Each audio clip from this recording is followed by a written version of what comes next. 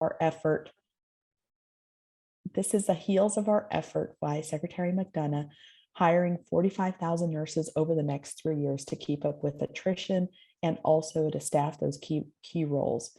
If you have a license in any state when working for VA, it could be, we have interagency or interstate, the keyword escapes me, but I will mention it. So these are those RN, LPN, nursing assistants, and many more.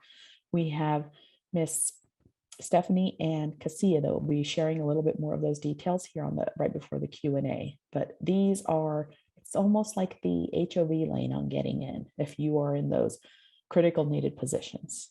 Next slide. Networking and partnership building. A lot of you may already know this, but it can't go without mentioning. We have LinkedIn. Some of our states from the National Association of Disabled Veterans Association, we're building a partnership consortium. Website. If you only take down one website, we have our VA careers. And I have that on the following slide. It's vacareers.va.gov. Our current site, like I said, we're being rebranded and just getting our feet under us, is the VA for Vets. It's undergoing improvements currently. Next slide. VA partnerships. I am incredibly proud to share that in the short time that we've been established with this mission and re-energizing and re-engaging and rebranding, we've already taken a huge leap. We had the First Lady, Dr. Jill Biden, this morning from the White House and joining forces. We have MSEP, the DoD Military Spouse Employment Partnership. We have DOL Vets. Our executive, Sherry Mason, has already made several, participated in several roadshow stops with them. Excuse me. We have the White House Joining Forces Initiative. And also one of our most active that we partner with is Hiring Our Heroes, part of the U.S. Chamber of Commerce Foundation. Next slide. So key resources before we head into our Q&A session is that vacareers.va.gov and also USA Jobs. As of about an hour ago, I just checked on there and we have approximately, let me check here,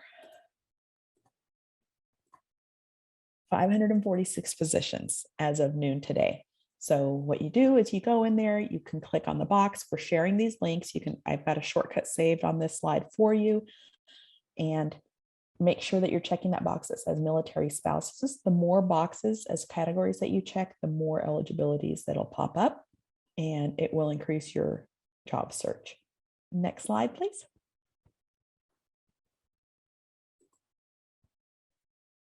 Wonderful. So here we go. We are going to kick off our Q&A. I am going to see if we can ask you to raise your hand, and then we will call on you that way. And if you give it a minute and it doesn't work, then what we'll do is we will just ask you to take turns and do a round robin. To unmute, let me tune into my hostess IT with the mostest. Am I able to unmute? Okay, I do see that somebody's raised a hand, and let me see if I can unmute the individual. We have, I might need my IT guru. I can unmute them for you. She should be unmuted. And then if you just mention the name of who you're unmuting, and we'll have them tune in. And then I will ask if Miss Cassia and Stephanie can come on. And we also have a host of VA individuals that are here to help with your questions. If it's a question that you're able to assist with, I ask you to and invite you to go ahead and turn your camera on and you can speak to it. So first question. Caroline Connor. Good afternoon. Well, thank you for taking the time to spend your afternoon with us and just do an overview about the VA and everything that you do. We appreciate that. My question is, I already applied for a position, Veteran Service Representative, BSR. Actually been interviewed on September 12th. And my question is, what are the following steps and how long usually it takes for me to know if I was moving forward through the process? Thank you. Great question, Carolina. First and foremost, congratulations on applying and making it to the interview stage. I am so proud of you. Even though we've never met, I cheer on every military spouse along their way because I know exactly what it feels like and have been there. So congratulations on making it to that level. One question I always like to ask in the interview process, because it does vary from VBA to VHA and NCA, how long they are. They'll give you an opportunity at the end of the interview process and say, do you have any questions for us? So that's the part where I like to ask the interview question, something regarding the research I've done about their organization, or I also say about how soon are you looking to fill this position? And or when might I hear something? And it could depend. I like to give them, after I've sent them a thank you email for the opportunity to interview, give them about a week and then following up with that person who coordinated the interview. Anybody else on our VA employee panel want to chime in? Caroline, another recommendation that I would give you as well is that if you go back into USA Jobs and look at the job announcement, it will provide you with information on who the HR point of contact was. You can always email or call them and they can give you the status of where the position is at right now, as far as if they're still doing interviews or things like that. So you can use that as a resource as well. Thank you. Ready for your next question? Rupert. Okay. It's Slanchero. Did I say it right? Go ahead, ma'am. You can unmute yourself. Okay, hey, good morning. I'm located in Hawaii, so it's early for me. So I do have a question. I have an associate degree in accounting and I have experience with an admin call center. Is there any opportunities for me out there? Because I feel like I need to have a bachelor's degree, I need to have a master's to get a VA job, but I don't just. Absolutely. I am able to answer that from the VHA perspective. We actually have a White House hotline that VA managed, where I was a remote person. So yes, absolutely. Make sure that you are including that experience in your resume. What the number one feedback I have when I'm reviewing somebody's resume is that they're applying for like the example you gave, a call center position or a VSR position to review claims. But they don't focus on that experience in their resume when worked at different places. So make sure that you're elaborating and giving a lot of information and experience on that resume and highlighting it. You don't have to list every position. I worked at Denny's as a waitress when I was younger. I didn't put that on my resume. I only list the positions that have applicable experience, and then I go to town with them. So you would think that I've been working there and I've got a master's degree in that department, but I don't. So yes, absolutely. Thank you. All right. Our next person is Anybody Jamie. from our VA employee team sorry. able to elaborate on? No worries. I think you did great, Right. Ruby. Go ahead, Ms. I would Go second ahead, that. Stephanie.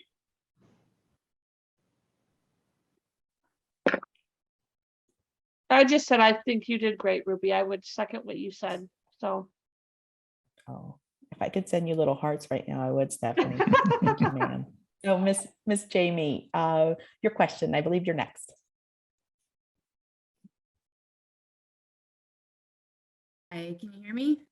Yes, ma'am. Yes, ma'am. Yes. Hi, my name is Jamie, and this is oddly specific, but I am a pharmacist. I actually have done my residency plus 3 years of clinical practice with the VA, and then military life took me away from my my absolute dream job, and it has literally been impossible for me to get back in the VA since. Any job that's remote is only open to internal candidates only, which is just the most frustrating thing because, you know, as a clinician, the easiest way for me to stay with the VA would be a remote job because my license would transfer from state to state wherever we PCS. So my question is, who chooses who these positions are open to, and why can't especially the remote positions just be open for at least military spouses to be able to apply to them? And again, I know I'd have to be competitive and I'd have to meet requirements for the job, but I can't even apply to half of them. And it has been just heartbreaking because my heart is literally in healthcare and at the VA. And that's all I desire to do is get back in. And I'm a veteran as well. So VA is where I want to be. And I'm trying to figure out how to make that happen. Thank Okay. you so much, Miss Jamie. I appreciate your passion, and I am not going to say don't give up. Continue to lean in. So I will give a 30-second and then I will turn it over to Miss Stephanie and Cassia from our VA team. So my experience is that the part of our mission at VEMSTEP is also training and informing and teaching the HR professionals at each of the facilities that are posting those positions. They are doing it the way they've always done it. And we're trying to encourage them, always include military spouses. This is a new feature. And they say, oh, well, we do that on the set. No, a lot of it is just us educating the VA facilities. And we are on that mission. And that's probably our close number 2 or 1.1 for our mission. So we are sharing the effort. I am going to turn it over to Miss Stephanie and Cassia to see how we can maybe put you in contact or find your point person for nursing services at your facility that you might be interested in, or something along that line. So I'll turn it over to them. Yeah, so Jamie, I was going to say, your passion is very near and dear to me. I did the same thing. Prior to working in the VA, I was a medic. And I said, I only know healthcare. That's all I know. That's everything. I'm born, raised, married, military. Like, what do you mean? So being in pharmacy, you're actually under Title 38. So you've kind of got what we say is like a direct path for VA. And then also having that military spouse piece and veteran is great. And you've pointed out you have those, but the jobs aren't posted that way. So I come at that kind of the same direction as Ruby pointed out. We are really working to educate. But another piece that I would say, and if you want to, you can drop your email in the chat. We can get you connected with the hiring staff in the local area of a facility that is around you. But not only that, those remote pharmacy positions are going to be expanding a lot more with the PACT Act. Because of that expansion, there's going to be a lot more of the mail order pharmacy positions and things like that. So I think that's definitely an opportunity, whereas we use our education internally, it will hopefully help you. But I would say it's not anything that you're doing wrong by any means. We just need to educate our hiring managers. They are the ones that look at the resumes. They are also the ones that decide how the position is posted. So it's not HR that decides that. It is actually the hiring managers that choose which authorities and areas they want to open it up to. So I don't want you to get discouraged by any means. Keep on fighting and keep in touch with us. Give us that information and we can help you for sure in getting you in touch with a point person. That would be great. Yeah, for sure. Thank you.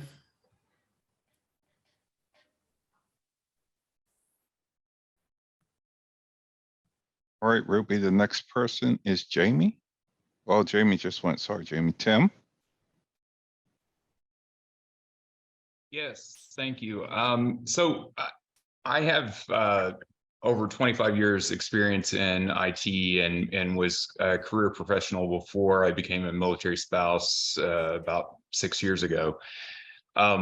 So I see tons of positions out there, but with so much experience, I'm trying to craft my resume to trying to make it fit each different position is just very labor intensive.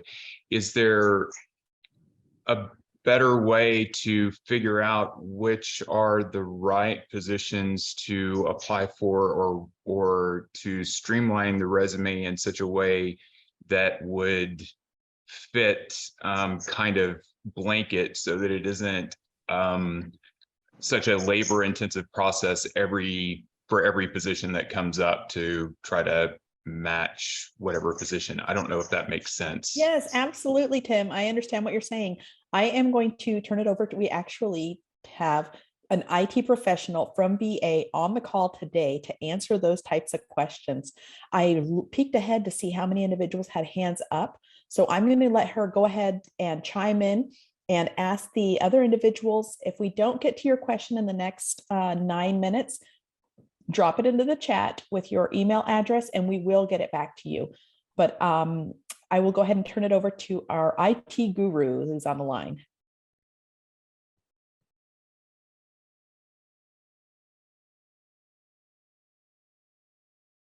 Miss Stephanie, do you recall her name? I thought it was Katronda. Let me check. Oh, Christine No. Tabayan? it's Christine Tabayan. Christine Tabayan, are you on with us still? Okay, so I don't know if she's having connectivity issues, Tim. If you can drop your question in for Christine into the chat, we will make sure that she gives you an email back and you're able to connect with her one-on-one. Awesome. Thank you. Yes, sir. Next question. I think I see a Desiree Serrano. Am I looking here correctly? Yeah, she's next. Okay. Desiree? Hello. I don't see myself. Okay. Good afternoon, everybody. I am a Coastie wife, and I did 11 years with DHS before becoming a stay-at-home mom. And I had a question regarding the shortage that you said regarding registered nurses. I acquired my degree and my license pre-COVID. So I have 0 experience in the field because I stayed home with my children.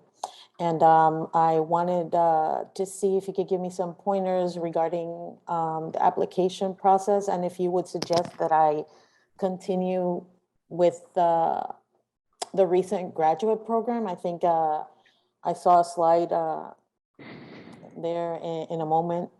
Yeah, we have the GHAP program. I'm going to go ahead and turn it over to Miss Stephanie. She's actually at coming to us from one of our VHA facilities. So Miss Stephanie, or if we have somebody regarding RM programs on today, if you can tune in or chime in. Okay, thank you. So Desiree, again, being in RN is also a Title 38 position as well. So it's actually not a position that you have to apply for. There are direct hiring authorities that are for RNs under Title 38, and then your military spouse piece comes into play as well. So again, what I would say is reach out to us, drop your email in the chat, and we can get in contact with you to get your resume to that hiring manager. Yes, there are additional programs that VA offers in terms of scholarships and additional education if you want to, but that is absolutely not something that VA would say, oh, you need to do that first. We have RNs that we bring in all the time. Okay, sounds good. Thank you. Wonderful. Thank you, Stephanie. If I may also chime in.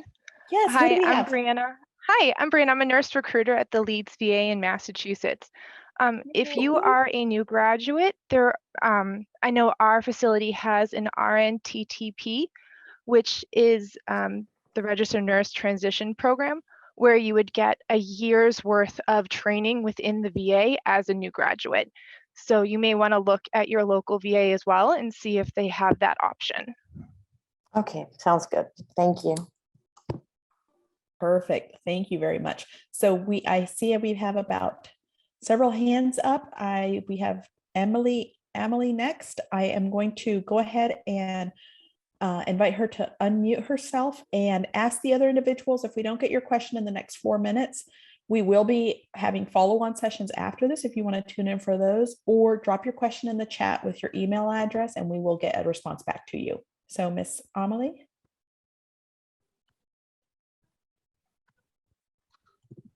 Can you guys hear me okay?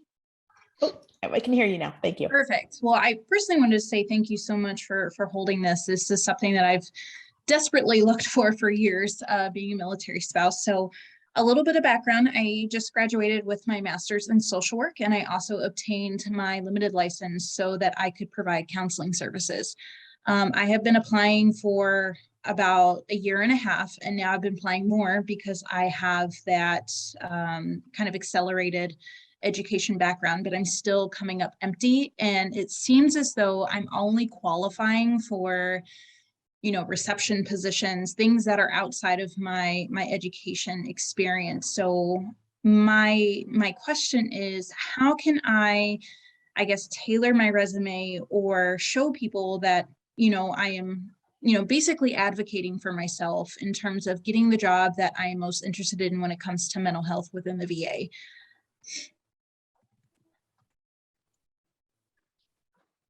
Great question.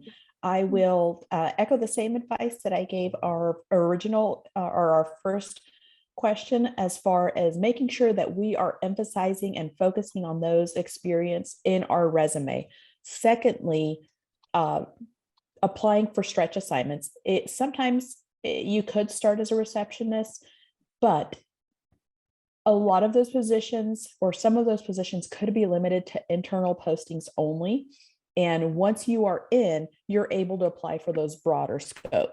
But I will turn it over to Ms. Stephanie with her VHA experience. Yeah, I do echo that a little bit. Well, not a little bit. I echo that same thing that Ruby said. And I think that in a lot of, I guess, the misnomer with initially applying within VA and specifically VHA is use the federal resume format and really try to focus on experience, education, and then also just your overall like embodiment of VA. Connect yourself to the mission. Make sure that you're mentioning military spouse. Make sure you're mentioning those things that are going to connect and bring all of that together, because a lot of times that does get missed. But within VA, I can tell you pretty much every employee knows and understands having to TDY and relocate, and you change jobs all the time. And so we look like little jumping beans, and we're like, no, we're really not. We're just like running our house and the family. So I would really say just use those key pieces when you're writing your resume, and it goes a long way.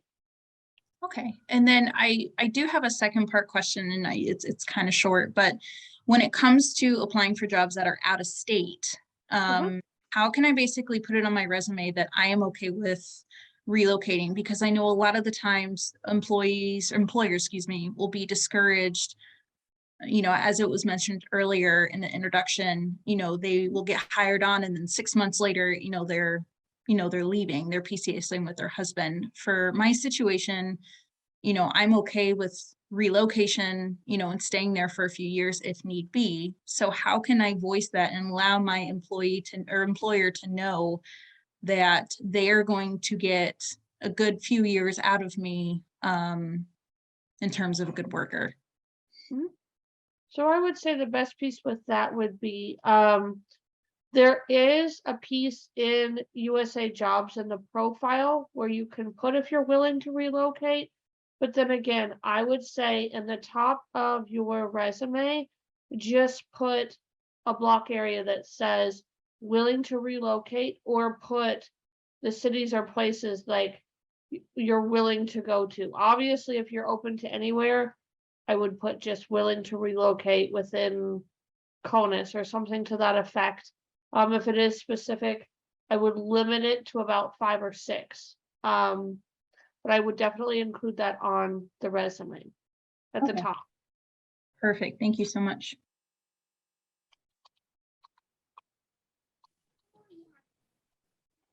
Next question. Gianna, I believe.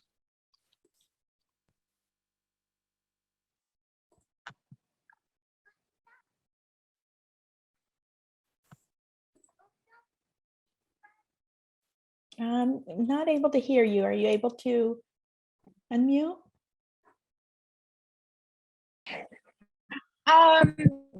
Yes, can you hear me? I'm sorry. Yes, ma'am. Hello. Oh, okay. So I'm kind of noisy. I'm outside, but I just had questions regarding like positions and how to apply. I have a background in health management, and I also have my master's in healthcare informatics. How would that?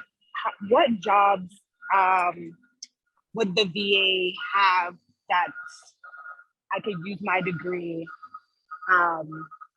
Basically, I'm not really sure what I'm asking, honestly, because the noise is like really distracting. No, absolutely. But You're like wondering, is there a place for you at VA? First and foremost, Yes. absolutely. So on USA Jobs, when you search it, you can limit it to positions at VA. I encourage you to look up those that have metrics, analyst, and informatics on it. I know at the medical center, those were some key positions that we had. We had a small department, about 4 or 5 individuals, and they did a lot of that metrics and data analysis. Miss Stephanie? I was going to say there definitely is a place for you within VA. I don't have a huge knowledge of informatics, to be honest with you. Every time I hear the word, I always immediately just go to biomed, and I always think like, okay, they were always the one that taught us. We're like, okay, we know what this machine needs to do for the patient, but we don't know how to make it do it. And so like that was where I always related it to. They were there to help us do that kind of piece and bridge the gap. So again, I would say I think that's something where in my mind your skills are very honed in, but they're also very broad. So when you're listing things on your resume and applying to stuff, just kind of keep an open mind that your skills really can be used in so many different areas of VA. Another piece I guess I'll quickly point out to everybody, just kind of as a blanket, is within USA Jobs, you can have 5 resumes posted at a time. But once a position closes and you've sent that resume and that application off and the position closes, you no longer have to leave that resume on USA Jobs because it's already been sent to the hiring manager. So if you feel like you really want to tweak and change your resume that often, then you do have that ability. However, in hindsight, I would say don't go in and change it too much because that's a lot of work. But just kind of keep that in mind that if you're kind of just like, I want to get my foot in the door and I'm not set on just this position, then you can fill out or have multiple different resumes posted on USA Jobs. Perfect, Stephanie. I appreciate that. That is a good tip. So us to wrap up this current Q&A session, we're going to transition in here in just a second to begin the next one. If you have a question remaining and you want to tune in for the 2 p.m. slot to 2:25, we are doing other questions. If not, if you can please drop it in the chat with your email address, we will have somebody from our team get back to you. We want to make sure that everyone's questions are answered and by the subject matter expert. So thank you all very much. And I will give our hostess with the mostest, our IT guru, a quick second if he wants to bring us to the next top of the slide deck and kick off our video. Thank you all.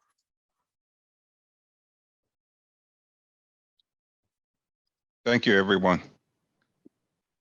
Let's stop recording. Program. Sorry, which is under the OCHICO, which is the Office of Chief Human Capital Office. And so we're just going to come here today and provide you information on how to get into VA as a military spouse. Next slide, please.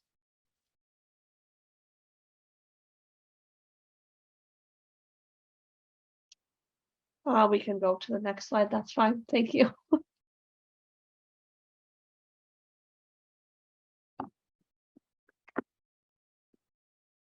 And the video on that. Yeah.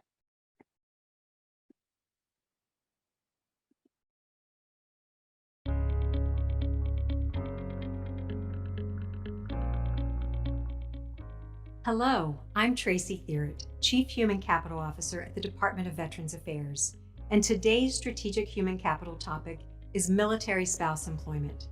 Did you know there are over 600,000 military spouses worldwide?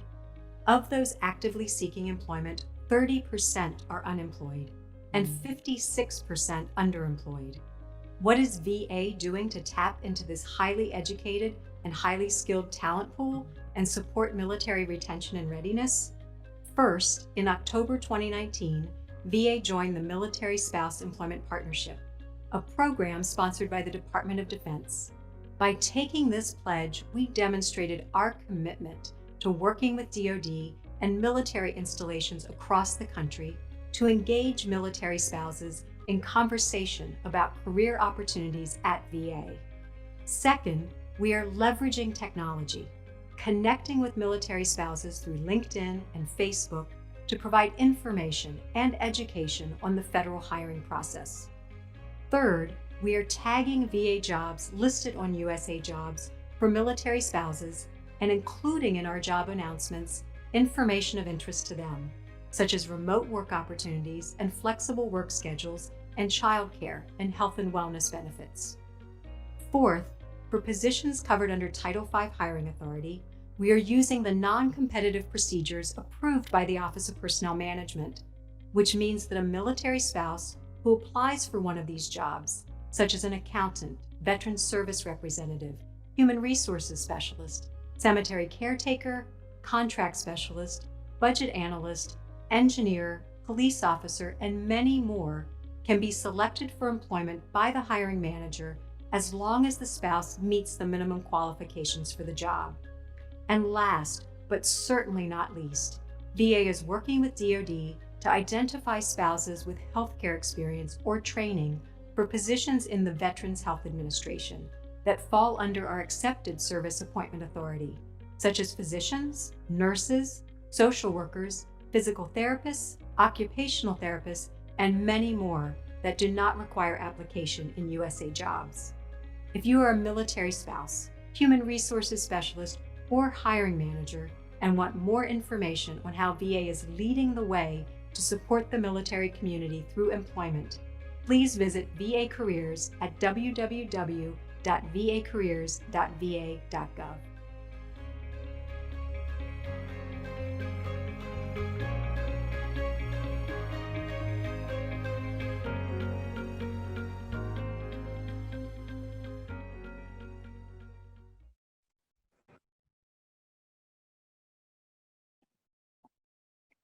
Okay, welcome back, everyone. So VIMSTEP's goal and our impact right now is striving to become the leader and employer of choice for veterans, military spouses, survivors, caregivers, and families throughout the federal government. And VA is really trying to embody within our mission, saying if we hire the best employees to serve veterans, including families, survivors, and caregivers, then it truly is an environment of heroes serving heroes.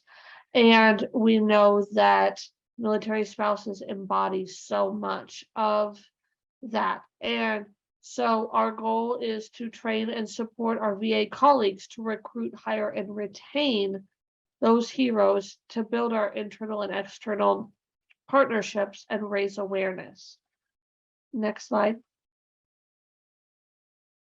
So for those of you that aren't familiar with the structure of VA, the Office of the Secretary, which is currently Secretary Dennis McDonough, and then we have 3 branches of VA, which is the Veterans Health Administration, which provides all the health care for our veterans. We then have VBA, which is the Benefits Administration and administers all benefits and payments as well as disability ratings and things like that. And the National Cemetery Administration, which is extremely important in ensuring that our veterans, as well as also their families, have that final, the veterans have that final resting place, and then the families have that place to continually honor and recognize that service of our veterans. And we also have the Board of Veterans Appeals, which hears any appeals cases for healthcare administration benefits. And then the VIM STEP program falls under the VA Central Office. Next slide. So within the federal government, where we're at in terms of the hiring percentages, right now, VA is at 30%, which if you look at this scale on the bottom, it's not bad. We're about in the middle. But being that VA's mission is to serve our veterans and heroes, we certainly know that we can do a much better job with this. And so OPM reported that through FY 2020, the veteran status had remained stable at about 31%. And as you see below, the military spouse ranges from HHS being at 8%, again, VA at 30%. And then looking at our DoD partners, they're in the 40 to 57% range. So we know it's possible. And so VA has made it our mission to work together and get there to make sure that military spouses can continue to serve within VA. Next slide. So the impact that we are having currently, we're looking at statistics that are trending and showing that the unemployment rate for veterans is 2.4%. However, with military spouses, it's at 22%. And as we have heard in the earlier session today, a lot of that is through TDY and relocating and having to change jobs. So we are trying to be here today to support you as a military spouse, and all of us that are on the VIM STEP team are military spouses ourselves. So I can tell you that we walk the walk and talk the talk with you and have had many of the same struggles, and our passion runs very deep for this. And we know that having a career really provides a lot of stability in mental health, caregiving, and also just that transition. So please just walk through this with us, ask questions today at the end, and we will be here to help and support you. Next slide. So our biggest piece today is about recruiting. We are really trying to help you guys educate, inform, provide as much information as we can to you on being able to get into VA. And also just want you to know that your questions and information help us teach and educate internally. We know that there's a lot of things that we can do to educate VA staff internally, but we are out there doing these job fairs, sharing this information, and this event today, the first of its kind to have federal interagencies coming together, and VA is just trying to lead the way and say, we serve our veterans, so we now want our military spouses to be embodied in that, to continue to serve our mission. Next slide. So the non-competitive hiring authority for military spouses is a phenomenal thing. So when you're looking at applying on USA Jobs and you see that a little icon that says military spouse, that is something that is very important and really great for you to utilize. That non-competitive hiring authority allows agencies to appoint military spouses without using traditional competitive examining. So please really look at that, use that. You can't always select more than one. Next slide.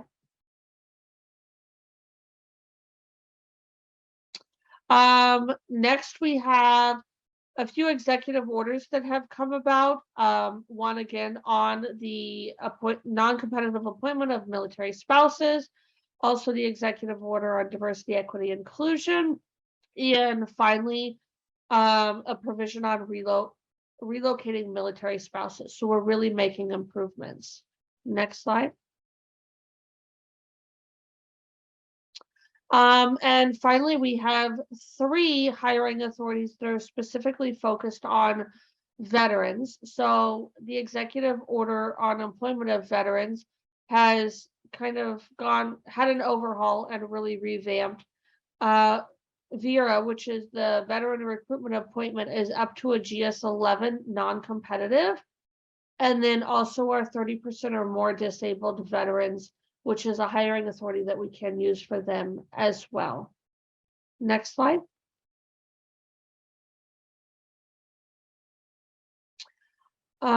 So a lot of positions specifically within VHA, but also in IT and HR, really have direct hiring authority capabilities. So we can definitely talk about those if you have any questions and ask us about it. We've had a strong increase in our internship programs that are great opportunities to get your foot in the door. And if you don't have a lot of educational background at this point, those are great.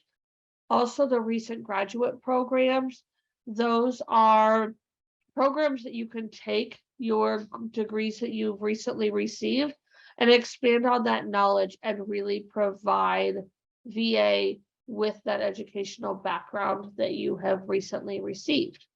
Next slide.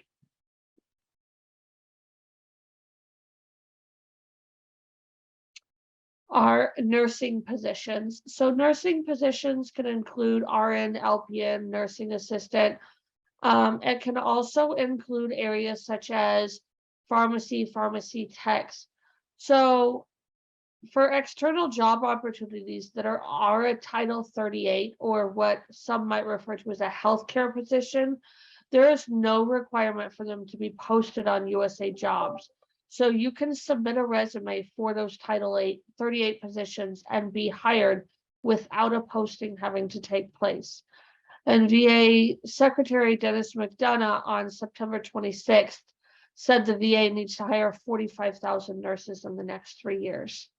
And a great piece to note about that is that even though you have a license in one state, does not mean that we have a federal interagency agreement. So you can have a license in one state and it will allow you to work in any VA facility. Next slide. So networking that we have built, we are on LinkedIn. We also are building a partnership consortium. So help us to help you be better in every way. We're looking for any way to reach military spouses. As I mentioned, we are all military spouses, so our passion for this runs very deep. And currently, our website is undergoing a little bit of rebranding and redesign, but you can go to vaforvets.va.gov or also VA Careers and get additional information. Next slide. And finally, the partnerships that we currently have, as you saw in this morning's opening announcements and remarks, we were able to hear from First Lady Dr. Jill Biden. She is created the White House Joining Forces Initiative and has ensured that every federal agency is very well aware of the military spouse non-competitive hiring authority. We also work a lot with DoD and the MSEP, Military Spouse Employment Partnership Program. And also what we work with the most and probably the biggest source of information is hiring our heroes through the Chamber of Commerce. And we have an MOU with them to drive employment within the federal sector. So those are all great places that you can look for job postings that VA would have. Next slide. Okay, so these are resources, again, the vacareers.va.gov and USA Jobs. So now, since I talked a little too long and ran over, I will open it up to questions for us now. If you would like to raise your hand, then we can take those questions, and will have myself, Ruby, or Cassia, or any member of the VA team that we have on available to answer those questions. You can also type them in the chat as well. Okay, so first hand I see is Nina. Yes, Nina Beverly. Sorry, I forget to change my name. That's okay. Because I do so many. So I am currently a military spouse. My husband was in the Marines, but he's disabled now, and he is not 100%. He's 80%. So this is my first time even knowing that they had anything out here like this for us, for the wives, because it's very important, you know, because we take care of our military men just like the government does. So it's like we're there for them during the cold sweats and the nights and the tremors and all that. So I just want to say I appreciate that you guys say, you know, this is for the military spouses. But my question, you mentioned in, I think it was this video, that you guys also help with childcare. So is that if you are a employee of the VA, or is that just something you help military spouses with, period? Because I'm currently looking for work. My expertise is I have 7 years of eligibility with LA County and 7 years of children's social work. I have a bachelor, so I'm not sure if that qualifies me for different things here. But I also have an issue with working, but also working with, you know, getting adequate childcare. So I will try to address part of that, and then I can also open it up to my counterparts as well. So federal agencies as a whole, but I will speak to VA in and of itself.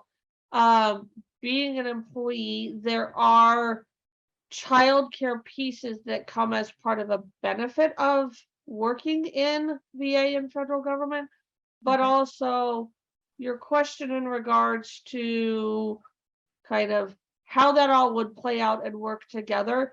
That's been a big piece that VA is really pushing and advocating as a federal agency, is that we know and understand those struggles of having to run the house and work at the same time. And that's why for a lot of years, none of us worked, because we were at home running the house and there was no way to juggle both. So Right. we really tried to look at opening up opportunities for remote work and telework and different flexible schedules, so that you are able to have a meaningful career as a spouse and also still maintain the household. So I don't know if that directly answers your question, but I will let someone else chime in as well. It kind of does. I don't really know how to, oh, thank you. I'll take the chat, but I don't really know how to apply either, because I just had a baby during 2 of them during the pandemic. So I've been out for a while and now I'm coming back, but so I'm no longer county, but now because I was there for 14 years, I don't really know the process anymore, especially with 2 years being raising 2 toddlers, you know, so my head is just everywhere and I just don't, I'm unfamiliar now with everything.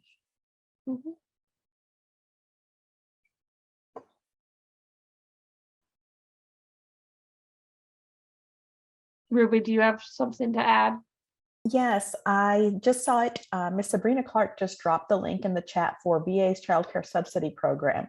So in a nutshell, as somebody who has got little ones at home too, one of the things that took place during COVID was that they adjusted the taxable income threshold of who's able to receive assistance through that program. It used to be maxed out at 75K annual income.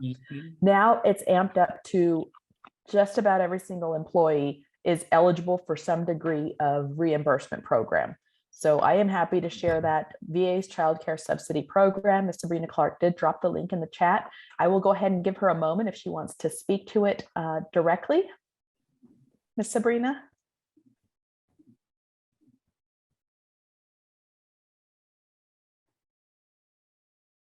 And I'm so sorry, finding mute buttons, but no, I was just being of assistance. I actually don't have any firsthand knowledge on this. So I think that the information is in the chat at that link. As I click through it, there are a number of brochures and things there. So I have nothing else to add from what's in the information provided. Thank you. Perfect. Thank you so much, ma'am. Thank you.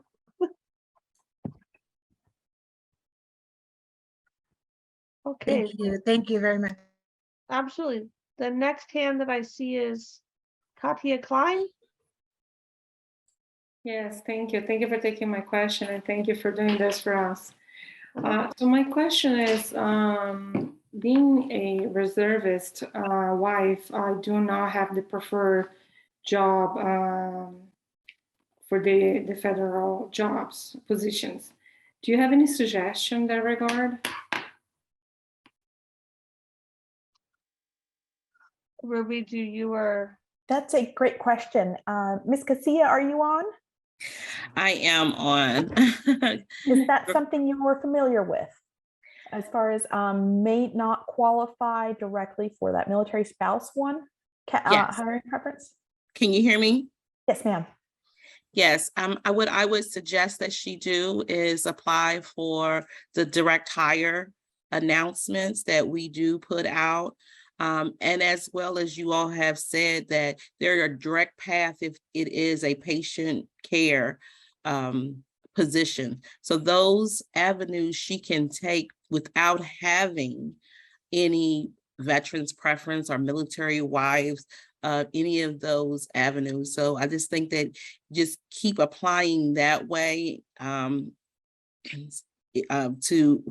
positions and press on. Thank you. Thank you very much.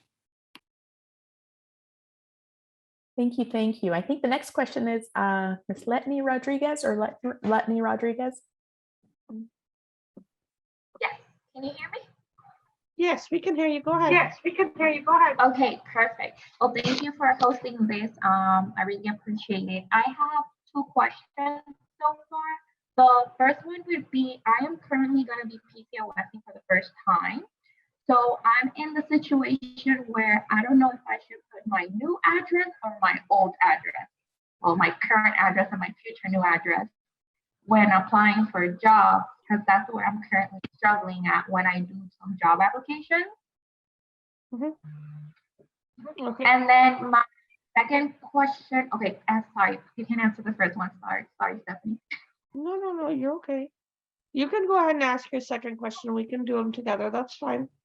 Okay, perfect. Thank you. And then my second question would be, Stephanie, that, or anyone who could answer this. I've already been applying in the USA jobs. I somewhat can already have my resume up to date and all that stuff. But I would like to know how the recruitment process is with VA, because I know each department has their own. And I know my resumes have been submitted to the hiring managers and I've been forward. But I just want to know, how does the recruitment process go? What's the estimated time to hearing back from you guys or and stuff like that? Okay. Yeah. So in regards to your first question on the address, it kind of can be twofold. So you can always list that you're relocating and this is where you're going to be, or this is where you're relocating and willing to work at. So it does provide a bit of that clarification up front to the hiring manager.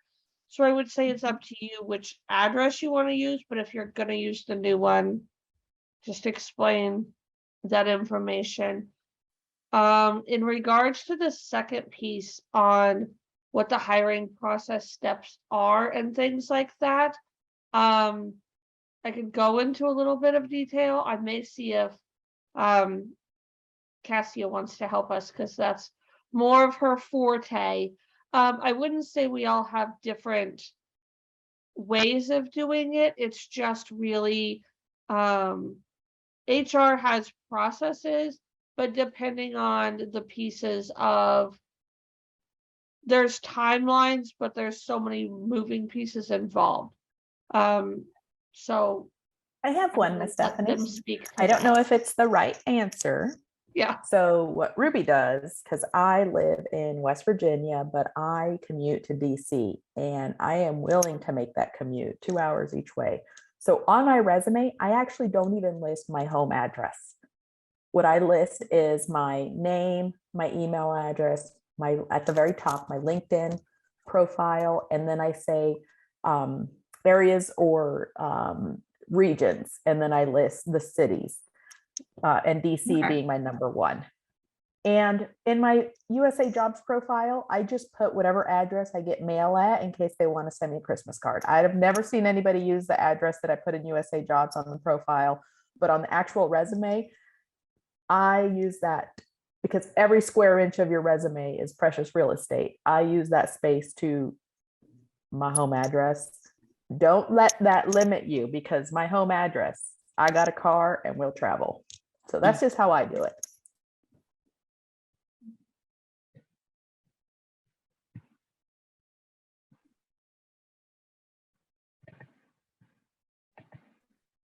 Did that answer your question, ma'am?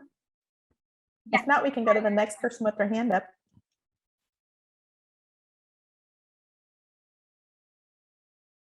No worries. No. I think we've got Miss Anna with the hand up.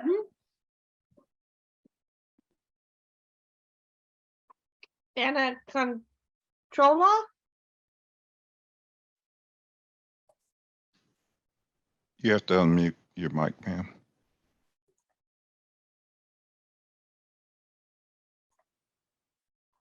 All right. Do we have anybody else with a question that maybe didn't yet get answered in a previous session from our 1 o'clock?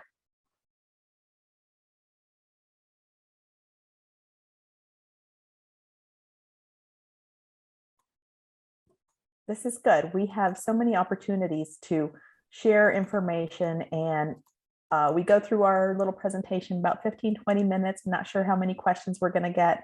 Last session had a lot of questions. This one kind of opens it up for, does Miss Shay Williams. Yes, you want, yep. You're next on The Price is Right. Good afternoon, everyone. So we just recently moved here to Huntsville, Alabama, where he's going to be retiring. And I have been having the most difficult time trying to get back into the government system. I got a job easily on the civilian side, which I don't like because it's not added to my retirement. And so I just don't know what the obstacles like. So my main concern was I went to Still Serving Vets and they were like, you're overqualified. I went to the unemployment office. They said I'm overqualified. I went to the local hiring agency because they referred me, the unemployment office referred me to the local hiring agency, and they gave me my resume back. And so they was like, and I don't think I'm that overqualified. And so, you know, Huntsville, Alabama is a really good location to where it provides you different opportunities. So one of the benefits that I've got was that I got my secret clearance, you know, something that my other jobs have never required. So now I have a secret clearance on the civilian side, working for a military defense agency as a data manager. But I'm trying to get back over to the government side, whether it's VA, whether it's GS, just to be able to, you know, add back to my retirement. And that's what my problem is. So I have a master's. So what is your, since we don't have anyone else with their hand up, this is going to be the Shay session. Oh, So tell us no. about yourself, your experience, not even your experience, but I like when I ask individuals, I don't say, what's your experience in? Because if your experience is working in the Amazon warehouse, but that's not your passion, no, I want to know what your passion is. What moves you? What is that? Yes, ma'am. So I have a couple of things that move me. So I have a master's in behavioral health where ACS was one of my primary homes where I was employed. And then I have a master's in adult education with a minor in web design, where I've done a lot of training development. So I was the trainer for SFL TAP at Fort Hood. You know, so I got all kind of different stuff that I love to do. So mainly, did you know that VA has an education department, both for our medical personnel and our administrative staff, whether it's professional education? We have this whole online system. It's like the LinkedIn Learning, but it's a TMS. Yeah, something. talent management system. Yes. And And we need people like you that can help that with that guru stuff. VA is not just nurses and doctors. I'm telling you.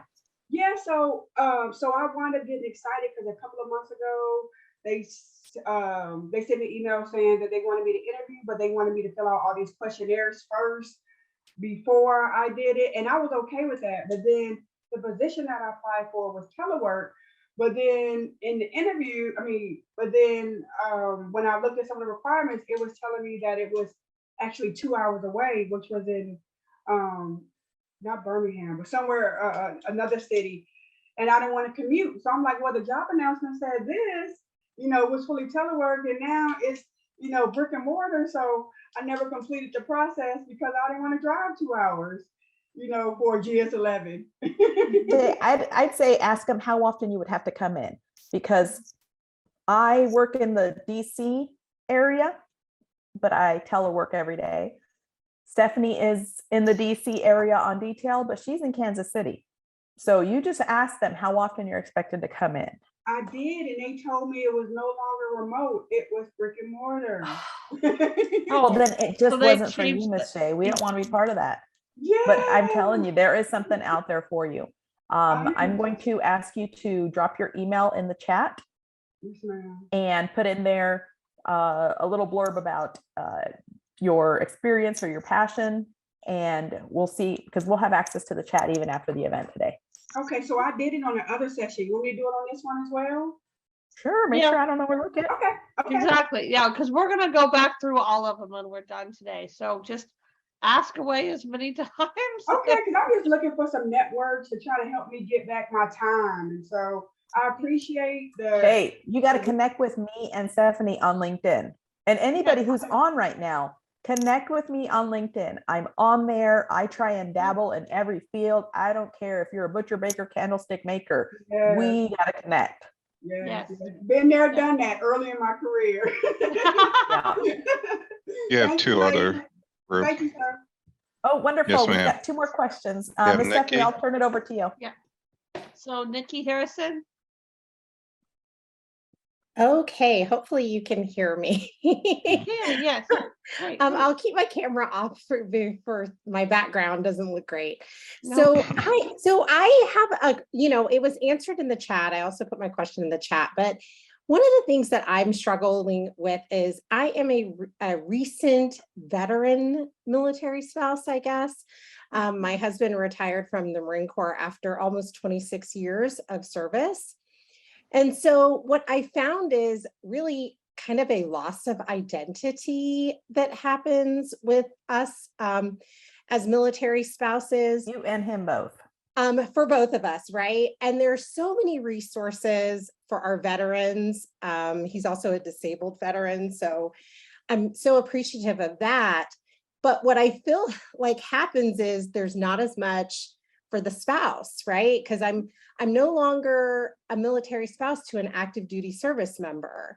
I'm a military spouse to a veteran now, which seems to not mean much, I feel like. So what I'm struggling with is I have used my military spouse preference before when my husband was active duty, but now I no longer have that. Right? Like I don't qualify for that preference anymore. And so— Has your husband filed his VA claim yet? Yes. 26 years, Okay. wife to wife. So, I can guarantee he has some type of service connection in there. The Marine Corps Yep. wears our troops out. So Yes. if he hasn't, first and foremost, get that ball rolling. So he has, and that process was amazing. He had a really amazing process with his VA claim and representatives and everything. But what I'm trying to figure out is, I guess I'm only eligible to apply for positions that are now open to public, right?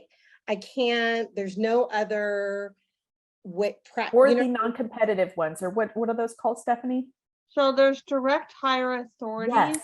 You need to really, really look at those. So since you can't use the military spouse anymore, what are you passionate about in terms of an area to get into VA? I love research. I'm a huge, like, before I was a management and program analyst is what. Okay, so I can tell you right now, we can send you information on it. So there's multiple direct hiring authorities within VHA, VBA, and NCA. Most of them are in VBA and VHA. Yes. Yes, you can still apply to the open to public, but now you're kind of going from like up here hiring path to like you're kind of here. Those direct hiring authorities up to a GS-11 are going to give you that opportunity to get into a position that is related to what you like. It may not be your dream position and the exact thing in comparison to military spouse, but it is equally comparable. Does that make sense? Yes, it does. And I was not aware of that. So Yes. Okay, I'm So going to. we can send you information on the If you direct drop it in hiring the chat, authorities. say, please send me information on the, what'd you say, direct hire, Stephanie? Yeah, if you could, Nikki, just type that in the chat, that will give us And a then put your email reminder. address and we'll go connect you. Yeah. Perfect. Thank you so much. I appreciate it. And I was going to say, Nikki, I'm just saying, you never stop being a military spouse. We might not have the hiring authority, but all of us are like, no, we never stop. It doesn't matter. Forever. We retire. We never stop. Thank you. So, okay, we will try for a couple more. So we have Brooke Talker. We have a minute. Oh, okay. Brooke will try to be fast. Hi, so the presentations I've attended today are geared toward people who have work experience.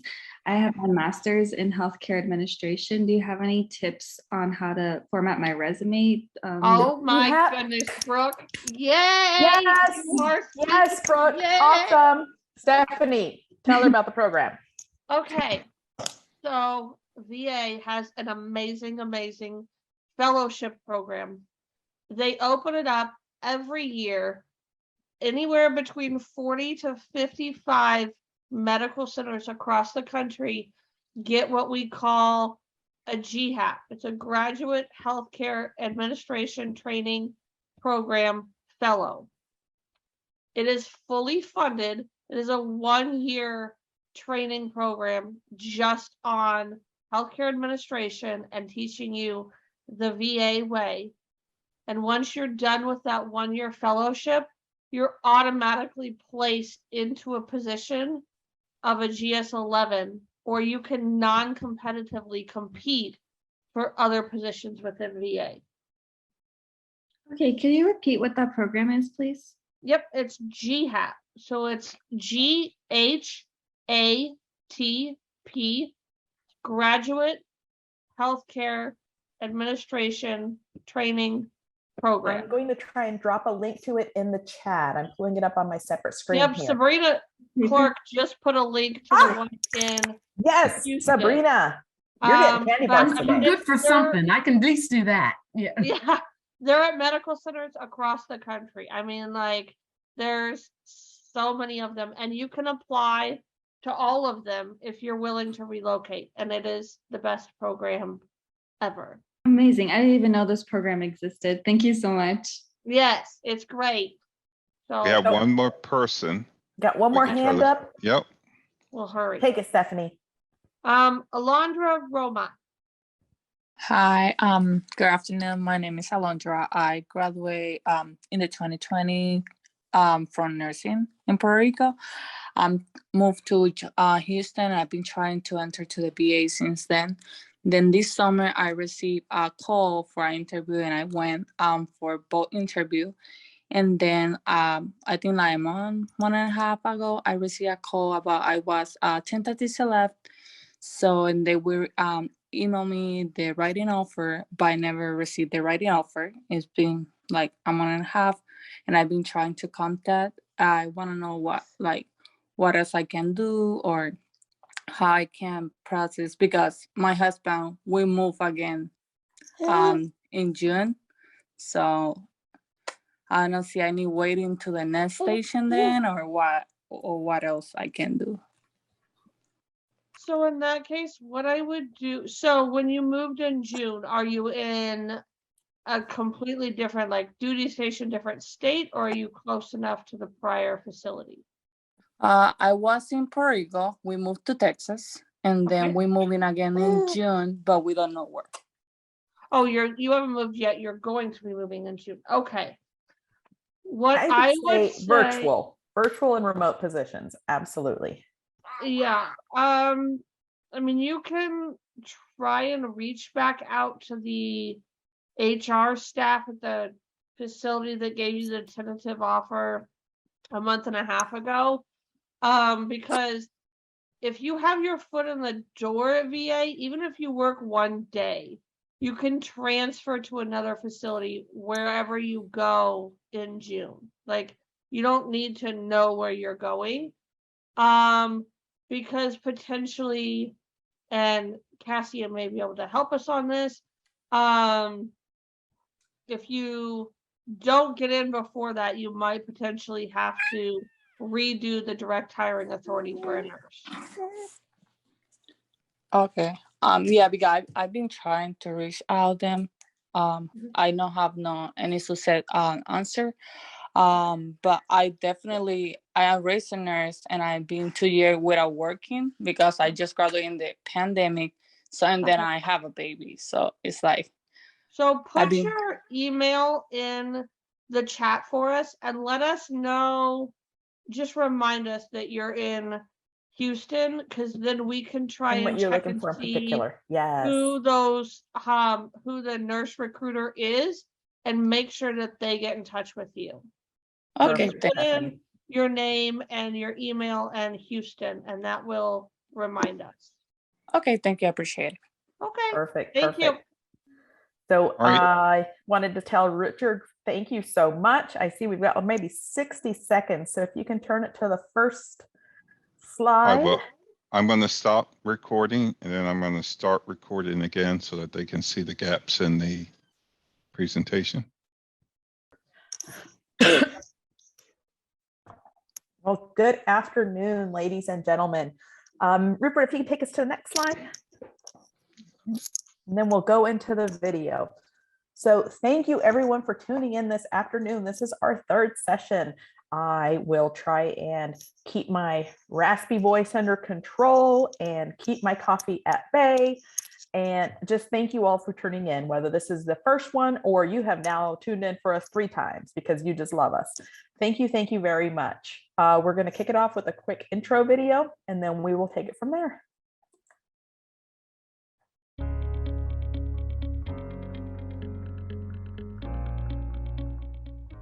Hello, I'm Tracy Thierrett, Chief Human Capital Officer at the Department of Veterans Affairs, and today's strategic human capital topic is military spouse employment. Did you know there are over 600,000 military spouses worldwide? Of those actively seeking employment, 30% are unemployed and 56% underemployed. What is VA doing to tap into this highly educated and highly skilled talent pool and support military retention and readiness? First, in October 2019, VA joined the Military Spouse Employment Partnership, a program sponsored by the Department of Defense. By taking this pledge, we demonstrated our commitment to working with DoD and military installations across the country to engage military spouses in conversation about career opportunities at VA. Second, we are leveraging technology, connecting with military spouses through LinkedIn and Facebook to provide information and education on the federal hiring process. Third, we are tagging VA jobs listed on USA Jobs for military spouses and including in our job announcements information of interest to them, such as remote work opportunities and flexible work schedules and childcare and health and wellness benefits. Fourth, for positions covered under Title V Hiring Authority, we are using the non-competitive procedures approved by the Office of Personnel Management, which means that a military spouse who applies for one of these jobs, such as an accountant, veteran service representative, human resources specialist, cemetery caretaker, contract specialist, budget analyst, engineer, police officer, and many more, can be selected for employment by the hiring manager as long as the spouse meets the minimum qualifications for the job. And last, but certainly not least, VA is working with DoD to identify spouses with healthcare experience or training for positions in the Veterans Health Administration that fall under our accepted service appointment authority, such as physicians, nurses, social workers, physical therapists, occupational therapists, and many more that do not require application in USA Jobs. If you are a military spouse, human resources specialist, or hiring manager and want more information on how VA is leading the way to support the military community through employment, please visit VA Careers at www.vacareers.va.gov.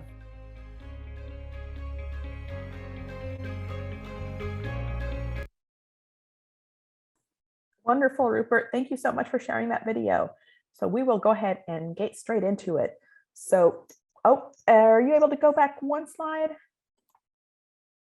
Oh, okay, that'll work. So we'll go to the next slide. So my name is Ruby Clendenning. I am joined by Miss Stephanie and several other of our VA employees on right now to answer your questions here at the end. So we've got a quick 10-15 minute presentation. So I will begin by sharing who we are. We are VEMSTEP. We are assisting VA in becoming the leader and employer of choice. We know that the federal government is on this mission and we want to be at the forefront of it because that mission directly ties into what we're doing to care for him who shall board in the battle and for his widow and their survivors. Thank you so much, everyone, for tuning in. Next slide, please. Perfect. So for those who are not familiar, just as I wasn't in coming into VA, I just call it the VA, but we're actually broken down into several branches. So we have VHA, which manages those medical centers, which is responsible for those medical centers, those CBOCs in your local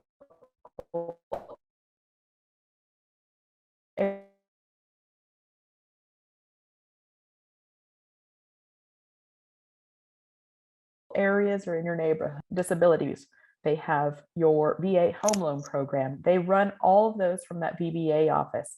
Then we have National Cemetery Administration. NCA manages that final resting place for our veterans and their survivors who are buried alongside them. A small branch off from the main is our Board of Veterans Appeals, and they're responsible for hearing any appeals for within VA. So our office specifically, we fall under the Office of the Secretary. We are in VA Central Office in Washington, D.C., and we specifically fall under HRNA OSP and the CHICO office, the Chief of Human Capital Office. So next slide. So where we are. I'm a military spouse, Marine Corps spouse, and Marine Corps veteran. And we are very competitive. So I completely align with this mission where it says where we are, we want to be at the forefront. So right now, VA on our continuum graph there at the bottom, you can see we're about 30% of veteran status and military spouses. No, not surprisingly, DoD is at the forefront with Navy, Army, and Air Force at a 57% of veterans and military spouses employed. At the lower end of the spectrum for the federal government, we have HHS at 8%. No, nothing to balk at because everybody is making progress. Our current administration has challenged all federal agencies to become more involved in employing our veterans and military spouses, and VA is our mission. So we are going to try and get to the very top. Next slide. So our impact. We know directly that military spouses are not just somebody that is alongside of our veterans or somebody there to support them. We know that veterans, spouses, military veterans, and their spouses can directly help impact the success rates and improvement rates for overall mental health, suicide prevention, homelessness, caregiving, food insecurity, financial stability, and transitions process, allowing for military families to make a smoother transition into their veteran status and be introduced to the VA wraparound services proactively as opposed to in a crisis situation.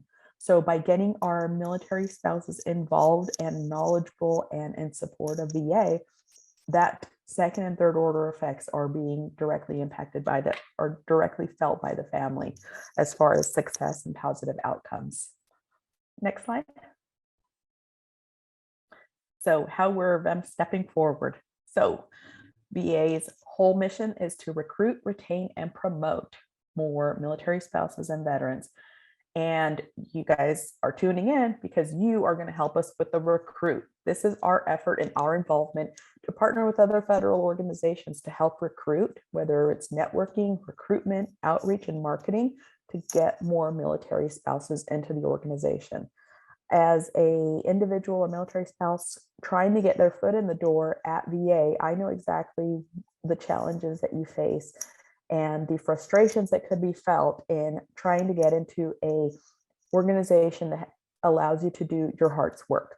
So we are here in our wee little fashion to try and get you in, provide you answers to your questions, and point you in the right direction.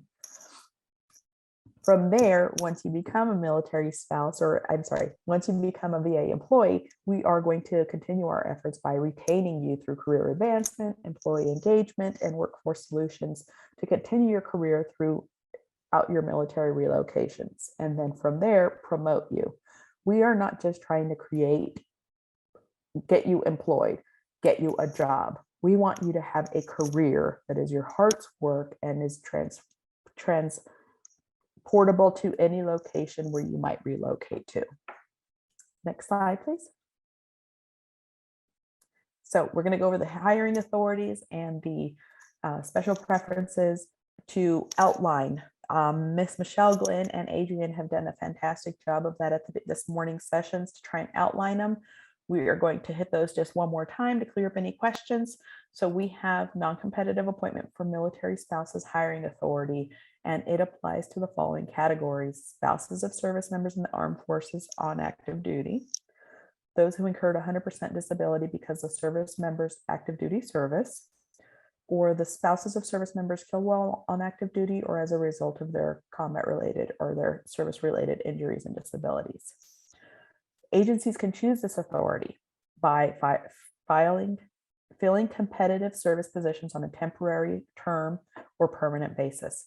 They post a job opportunity on USA Jobs. The spouse applies, is found qualified for the position.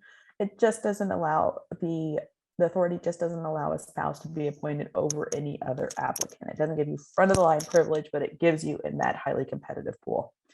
Next slide, please. So these are the hiring authorities, very technical, and we are dropping these slides into the chat. So you will have them if you want to research them further.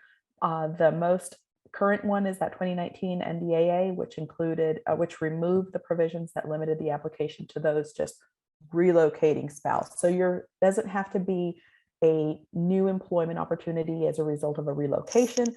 It's just military spouses in general. It's no longer restricted to the geographic location of the active duty service member.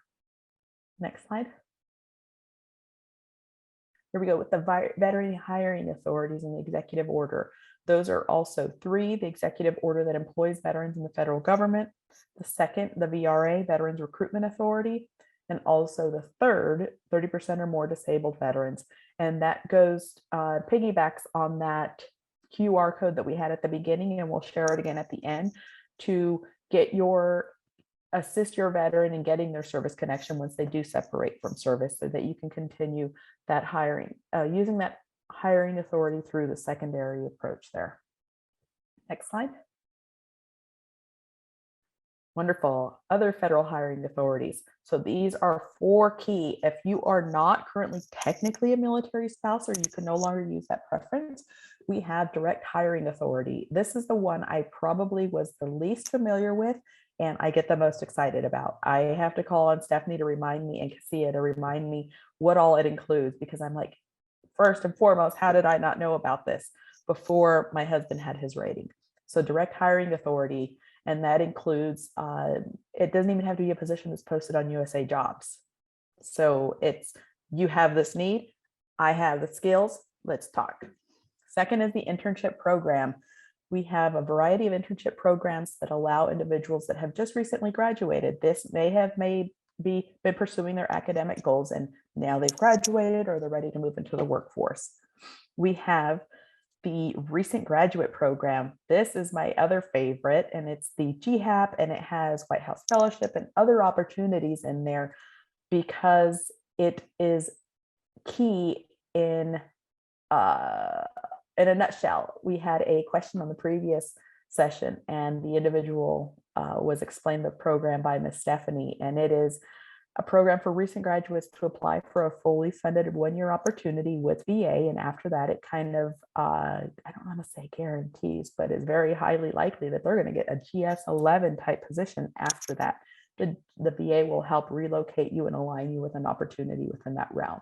And if there's any on this call that have that question to elaborate on it further, we can do that at the end. But that is the GHATP program. Schedule A. This is for individuals that might have a impairment, and it makes you a special hiring category, special protected class for you to also be employed at VA. I am proud to say that VA is one of the highest employers of individuals with disabilities or impairments. I have several in my workspace, and the amount of freedom and dignity and everything that's associated with giving those individuals a place of employment for them to do their heart's work really is, the perfect example of us continuing our mission and serving.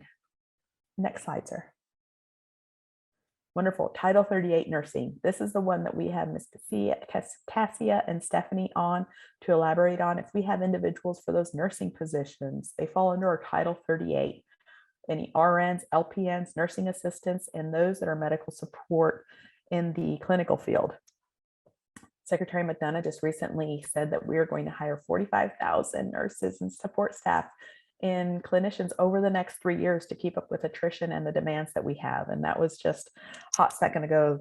So if you have the license in a certain state, we have license and transferability opportunities that are available.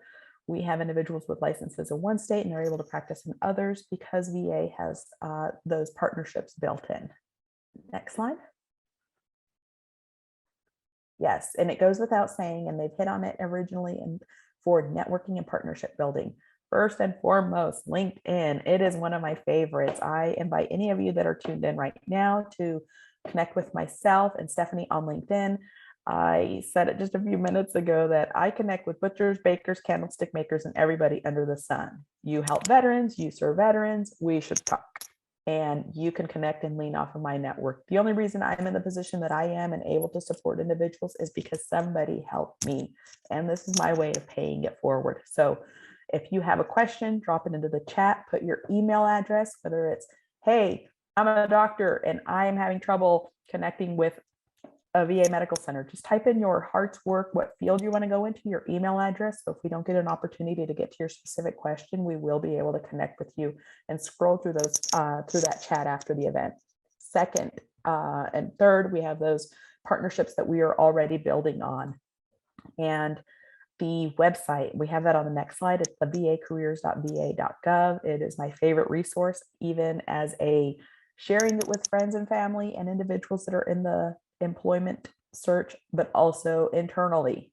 As an employee, I use it too to seek out resources that I can connect other individuals with. So next slide. VA partnerships. Even though we are just a few weeks into rebranding and rolling out the VEMSTEP mission for VA, we are happy to share that we already have several partnerships built in. One of them you saw this morning with Dr. Jill Biden, the First Lady. That's part of our Joining Forces initiative. It's a White House initiative for the federal government to become the employer choice for the military and military spouses and veterans. And because we like one-upping them, like we're going to say, well, it's VA's mission. So in the federal government, we're going to become number one. So this is just us leaning forward on it. Secondly, we have MSEP, the Military Spouse Employment Partnership. This is a service that does a concierge. They can help you review your resume. They can help point you in the right direction. They can help connect you with other networks and individuals. Another one we have that we're very active in is Hiring Our Heroes, the U.S. Chamber of Commerce Foundation, Hiring Our Heroes. They have events all over the nation, all over the world, and virtual and in-person events for helping connect you with that workforce and the resources that can help you get in connection there. So next slide. Here we go. So our resources, that vacareers.va.gov, and it has a nice toolbar at the top where you can click veterans, military spouses. And then of course, my favorite, the must-have, usajobs.gov. As of noon today, I looked it up for just VA opportunities for military spouses. There are 546 opportunities, and these are not janitorial entry-level positions. These are the whole spectrum: IT, call centers, claims reviewers, nursing staff, providers, a whole slew of them. So we're going to share this presentation, and when you click on these links here, it'll take you straight to it. But the emphasis on it is USA Jobs has the new feature where we are able to select or designate or that we identify as a military spouse, and it opens up a whole category of additional opportunities. So myself, when I go on there, I click veteran, I click Schedule A, I click military spouse. Like, I want to know everything and every opportunity that might be under the sun, and I encourage you to do the same. You might be eligible for more than one, so make sure you're checking all of those boxes. So I will go ahead and go to the next slide. And I think we're going to be going into our Q&A. So quick, down and dirty. That was a big overview of VA. If you feel like I sped over anything and there's something you want to learn more about, go ahead and raise your hand and say, I want to learn more about the X, Y, and Z. So we're going to open it up for questions. We just ask that you raise your hand and we will take those. Rupert and Miss Stephanie will help me spot which ones of those are in the right order. For anyone whose question we don't get to, please put it in the chat, whether it's what type of service you're looking at or anything in specific with your email address, and we will get to those after the event. We will still have access to the chat and we're going to scrub through those. So any hands up? Let's see. Not yet. Oh, I'm surprised. So Here we go.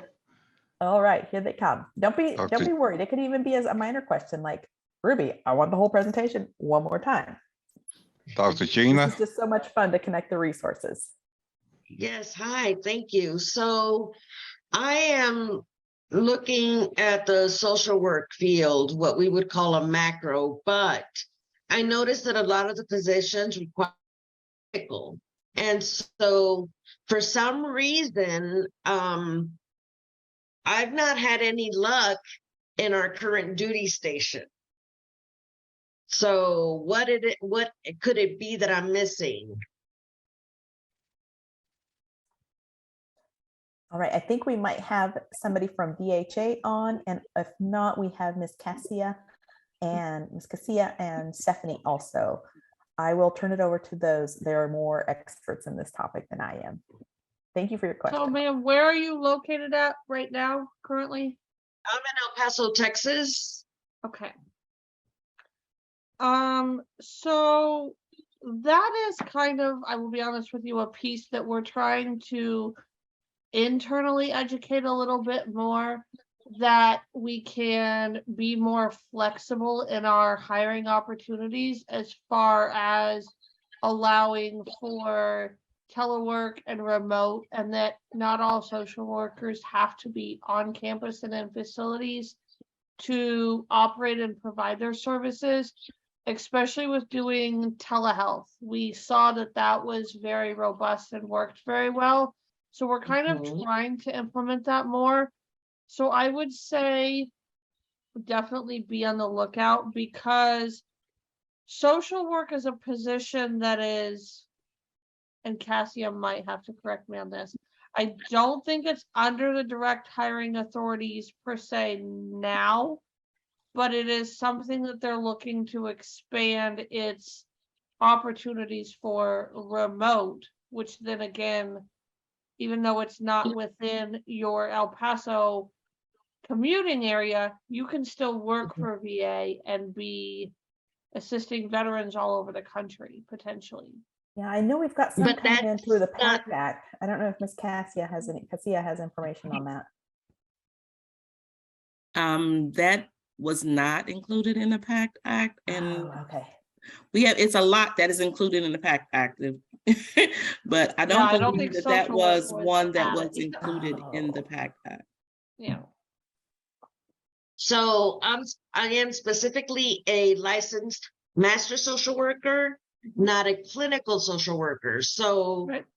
again, everything I've seen has been for clinical and not for those that are still needing the clinical hours, which is what I'm hoping to obtain. So if I'm hearing you correctly, then what you're saying is that it's in the works. Correct. Yeah, it's more of an internal education piece that we need to broaden the horizons.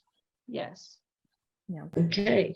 Dr. Well, thank you. Nola, if you can put your email in the chat and put in there your title and your scope of practice, we can see if we can get somebody connected to you after the event. Yeah, I was gonna say we could definitely see about like getting you in for those clinical hours within VA to then say, okay, I did my clinical hours with VA, so now, for lack of a better word, use my expertise because you taught me my clinical hours. So yeah, definitely.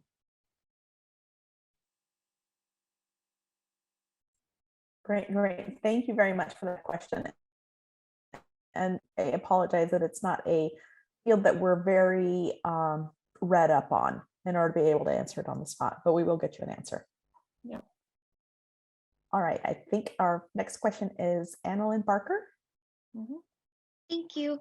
So I got a quick question. I was selected for a pre-employment assessment for the BBA contact center hiring. And I was just wondering and following up about that because they kind of like ghost on me. So I don't know what I did. I submitted the requirements that they needed. And also there was a a law that was introduced by our we used to live in Alaska. There was a law that was introduced for veterans for SNAP, and I was wondering when will those positions, or is that going to be happening? Because I'm interested on doing public assistance for VA. Thank you. Great question, Annalyn. I'm going to ask you if you can put your Alaska connection and annotate that in the chat with your email address. Our director just recently completed a trip to Alaska, and she did that with DOL's VETS programs. Sorry. Okay. And she has some resources available that I'm not familiar with, but we can definitely get you in touch. Oh, I'm no longer in Alaska. We moved to Florida because of this, because of military. But yeah, it's kind of hard for me to find a job in here because it's so frustrating to move to a different state and you're not able to find a job. Sorry. So where are you at now, Annalyn? I'm in Florida. You're in Florida. Okay. And so is the call center position is that based in Florida or was it? No, it's a remote job. I've been applying for remote jobs because I am not able to find a job locally. Totally understand. I think Understood. Stephanie and Cassia had mentioned getting in touch with the hiring point of contact on the announcement. Is that correct, Stephanie? Yes. So, with the position that you applied to, did you apply through USA Jobs? Yes, ma'am. I applied for USA Jobs. Yep. So what I would do is go back and look at that announcement and see who that HR rep was. Try and get a hold of them. If you're not able to get a hold of them, you can also look back at the person that sent you the information that they wanted you to fill out and check in with them and just say, I'm trying to follow up and see what's going on and where the process is because I'm really still interested in this position. Can you let me know? The one that I see is just a general email there, so there's no specific person per se or no telephone number. I would just like to talk to them rather than emailing them. But yeah, I already sent that email and Okay. still And you doesn't haven't heard have anything? Yes, I have not heard anything from them. So. Okay, then can you put that in the chat for us and we will try and see if we can connect you with someone from that location. Thank you. Next, it Thank looks you, like ma'am. I think we have Miss Jenny Reed on the Reed. next. Hi, good afternoon. I just had a quick question. I know you were just saying about contacting the hiring. When would you say is a good time to contact them, after applying and waiting, or? Cassia, what is your recommendation? Cassie is our HR guru. I'm like, I can help, but she is like I'm in the email box. I'm sorry. Can you repeat the question? I'm in the chat box. She's wondering about once she's applied for a position, how long do they wait, or when is the best time to contact their HR rep on the posting? I would contact them 20 days out if you have not, after it has closed. It gives the HR specialist 10 days to look at all the applications and give a certificate to the hiring manager. And then after that, if the hiring manager does the interviews, I would give them usually 14 days to give them an email. If you don't have their number, I would give them an email asking, just following up and saying your interest if you haven't already followed up, and thank them for the interview. So I think that would be the best way and route to go. I hope I answered the question. Great advice, Cassia. I like that, especially I've heard it from a lot of senior individuals that host interviews or participate in them. You really set yourself apart from the population when you do send that thank you to the individuals that might be on that virtual or telephone interview. Whatever method the coordinator reached out to you, whether they emailed you and said, we're going to set you up for this interview at this time, that's the great way to send it and say, can you forward this to the interview panel? I just wanted to share my thanks. You don't have to know their direct email addresses, but whichever contact coordinated it, I like to use that. So we are currently at 3:01. So we have about another 5 or 6 minutes of questions before our next session. If nobody has their hands up, we can open it up for any specific questions that are on, whether it's you want to share your passion field is, what's your heart's work, and we can help connect you and how that aligns with VA's mission.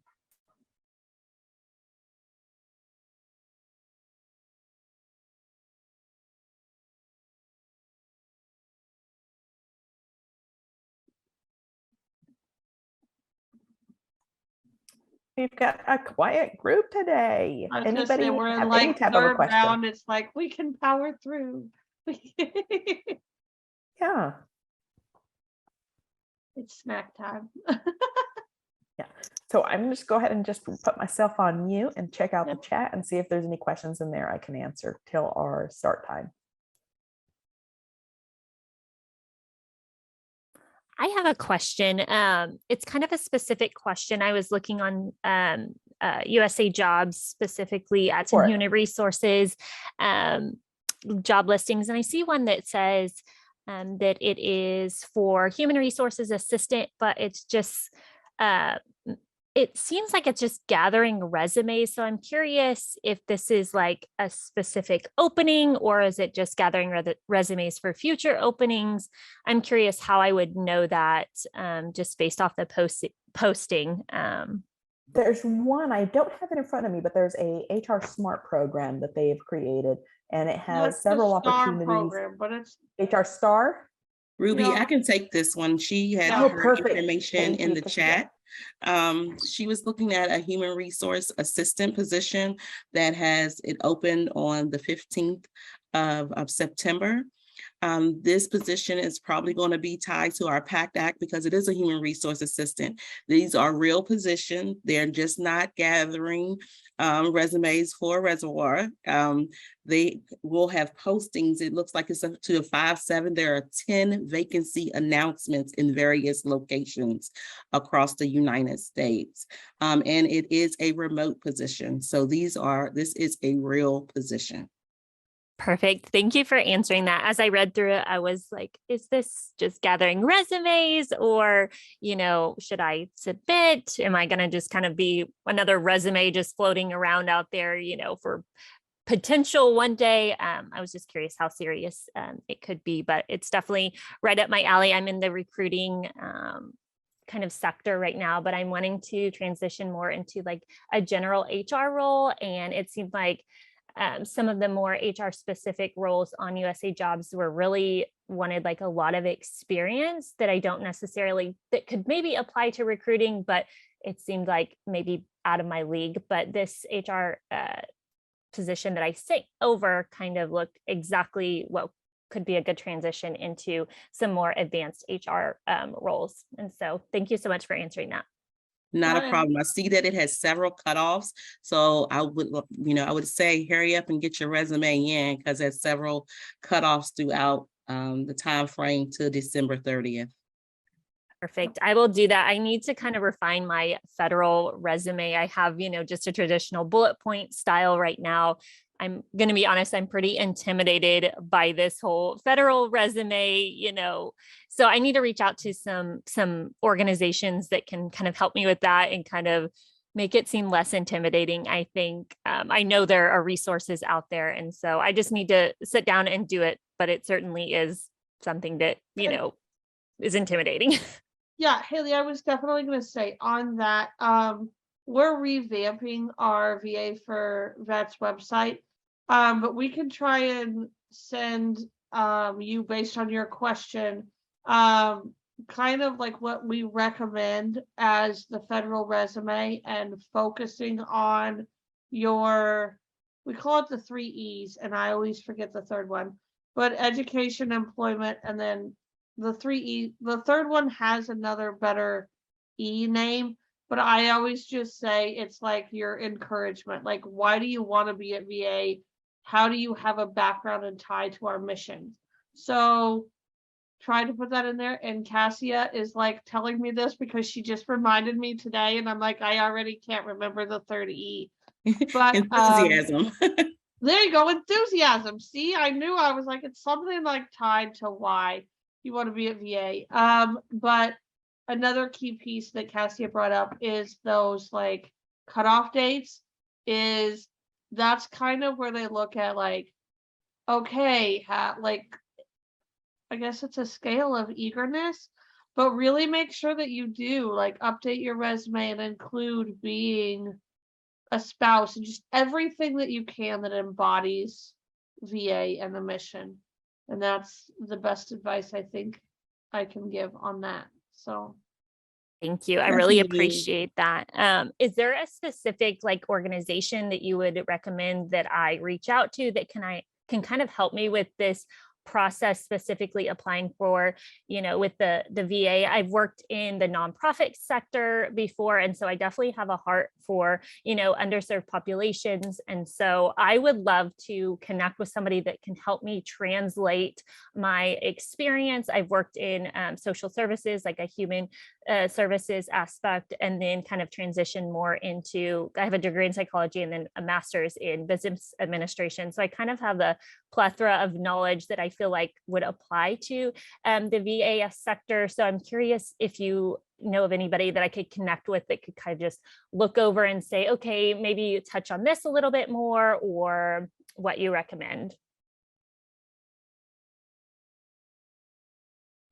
I would say you can go through, like, Hiring Our Heroes is pretty good about helping with.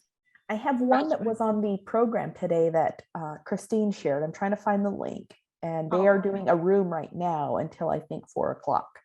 It's another one to tune in. It was at the bottom of the list of all the federal agencies. Okay. They're doing live feedback sessions when they've got breakout rooms. Let me locate that. Oh, Seco here. I'll put it in there. I see it. Where we? My Seco. Here. Oh, where's my keyboard? I'm looking. My desk is all discombobulated right now, so I'm like, where's my keyboard? There we go. I just put it in the chat. Thank you so much. I really appreciate I your don't help. think the meeting link might work from there, but that's the information for it. Thank you. It is, yeah, it's at the very bottom of the roadmap. Okay, I have that pulled up. Thank you so much. I appreciate it so much.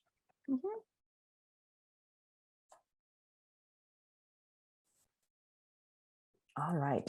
Any other questions from anybody? We've got about another minute and a half.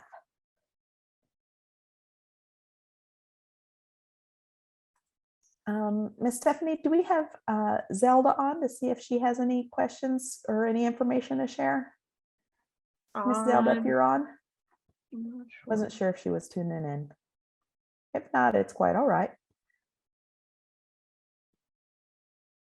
No worries. All right, I'm bringing up the chat, and I am going to share another link.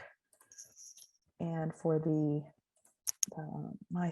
for the resume reviews. And I do apologize. I've got this cough getting the better of me, this cold. So it just sounds like I smoked too many packs of cigarettes, but I didn't. So I just really want to thank all of you for tuning in today and joining our session, whether you joined one or you're going to be on for every single one of them. The more the merrier. As military spouses and a veteran, I am so honored to be able to participate in this event and pay it forward. Miss Stephanie, if you want to give a brief intro to yourself. Yep. Are we ready to start, or do we need to wait till 3:15? I think we got another 4 minutes. Yep, that's what I thought. Okay. We will hang out for a few minutes. Good. So we've got Okay, I'm going to stop this recording. Okay. I just wanted to welcome everybody today. We're right on the dot at 3:15, so we'll go ahead and get started. My name is Stephanie, and I am a Gold Star spouse and work with the VA VEMSTEP program, which is the Veteran and Military Spouse Talent Engagement Program. So we're just going to walk you through working at VA and why it is such a wonderful place. Next slide.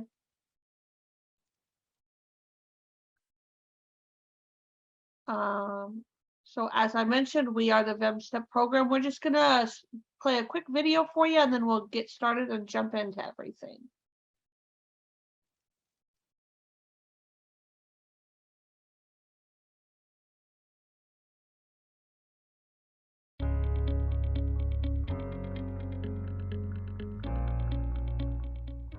Hello, I'm Tracy Theeret, Chief Human Capital Officer at the Department of Veterans Affairs, and today's strategic human capital topic is military spouse employment.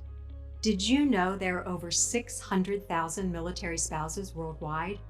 Of those actively seeking employment, 30% are unemployed and 56% underemployed. What is VA doing to tap into this highly educated and highly skilled talent pool and support military retention and readiness? First, in October 2019, VA joined the Military Spouse Employment Partnership, a program sponsored by the Department of Defense. By taking this pledge, we demonstrated our commitment to working with DoD and military installations across the country to engage military spouses in conversation about career opportunities at VA.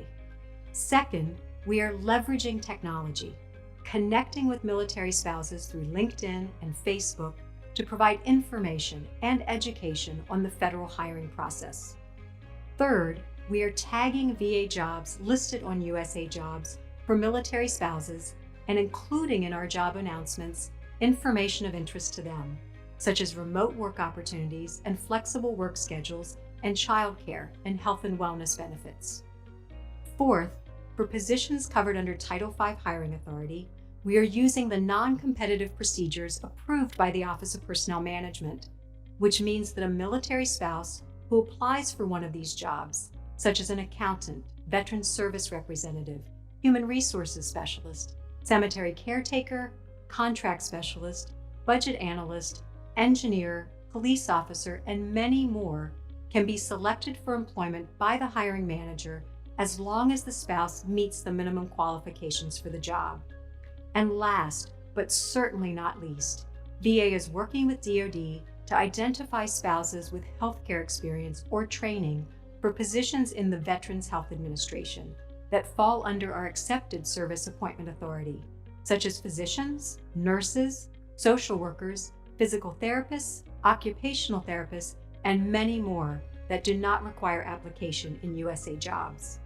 If you are a military spouse, human resources specialist, or hiring manager and want more information on how VA is leading the way to support the military community through employment, please visit VA Careers at www.vacareers.va.gov.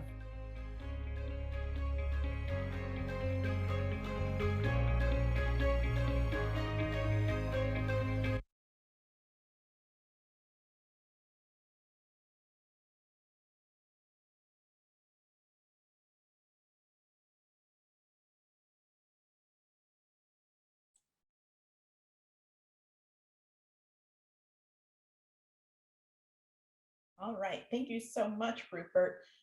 Miss Stephanie, you want me to take it? No, I just forgot how to unmute. Sorry. If we can go to the next slide. Okay, so VMSTEP, we are striving to become the leader and employer of choice for veterans, military spouses, families, survivors, caregivers across the federal government. So we've really tried to focus and embody VA's mission to care for him who shall have borne the battle for his widow and orphans by employing veterans, families, survivors, and caregivers. It really truly is embodying heroes serving heroes. And many of our military spouses are those heroes at home. So we want them to be able to continue that in a career with VA. Next slide. So those of you that aren't familiar with VA and its overall structure, the VA is operated by the secretary, which is currently Dennis McDonough. And then there's three main branches of VA. The first being VHA, or Veterans Health Administration, which provides and embodies a lot of the healthcare for all of our veterans through the hospitals and CBOCs or community-based clinics that you see. And then we have Veterans Benefits Administration, which is education benefits, disability, home loans, things of that nature. And finally, the National Cemetery Administration, which is extremely crucial in being the final resting place for our veterans and also that place to mourn and remember for their family members and survivors. And then a piece of that off that you see to the right is also the Board of Veterans Appeals. So that makes up the VA, and the VIM STEP, or Veteran and Military Spouse Talent Engagement Program that we work with, is under VA Central Office based out of Washington, D.C. Next slide. So where we're at, VA is really trying to work together and make a difference within the federal government to increase the rate that military spouses and veterans are employed. So as you can see from this diagram below, our DoD partners are really kind of ahead of the game and doing great in this.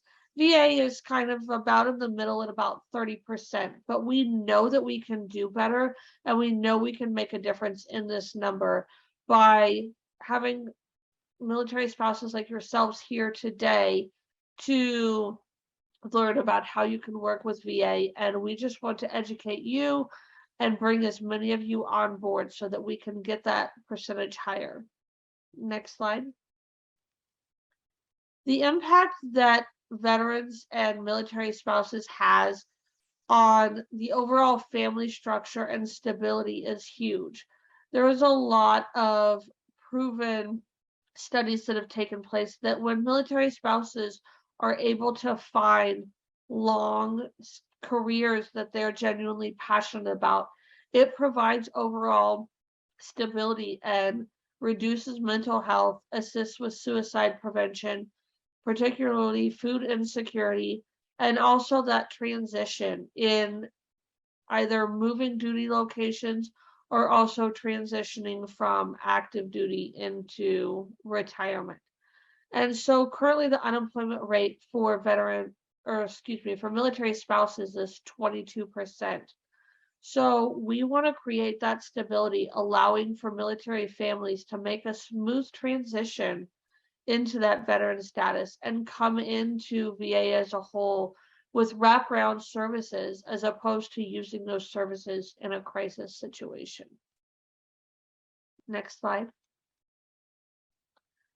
So VIM-STEP, our first piece today is recruiting and working with you and saying, thank you for being here today, reaching out, trying to make those connections, learn about all the different hiring authorities that we have going on. But not only are we trying to recruit, we are also trying to make sure that we retain within VA. A big piece of that we have started looking at is coming up with different outside the box schedule pieces, including telework, remote opportunities, and understanding that military spouses have to run the house, take care of the family, but also really want to use their skills. And we want to be able to build a career.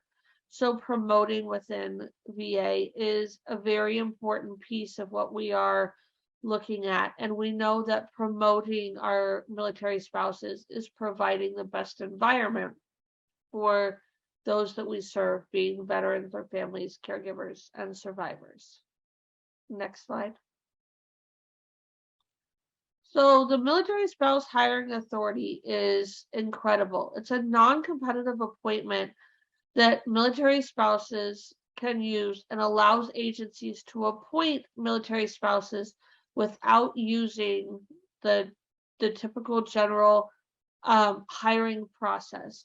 And that hiring authority for military spouses applies to spouses of service members on active duty, service members who incurred 100% disability because of active duty service, or spouses of service members killed while on active duty.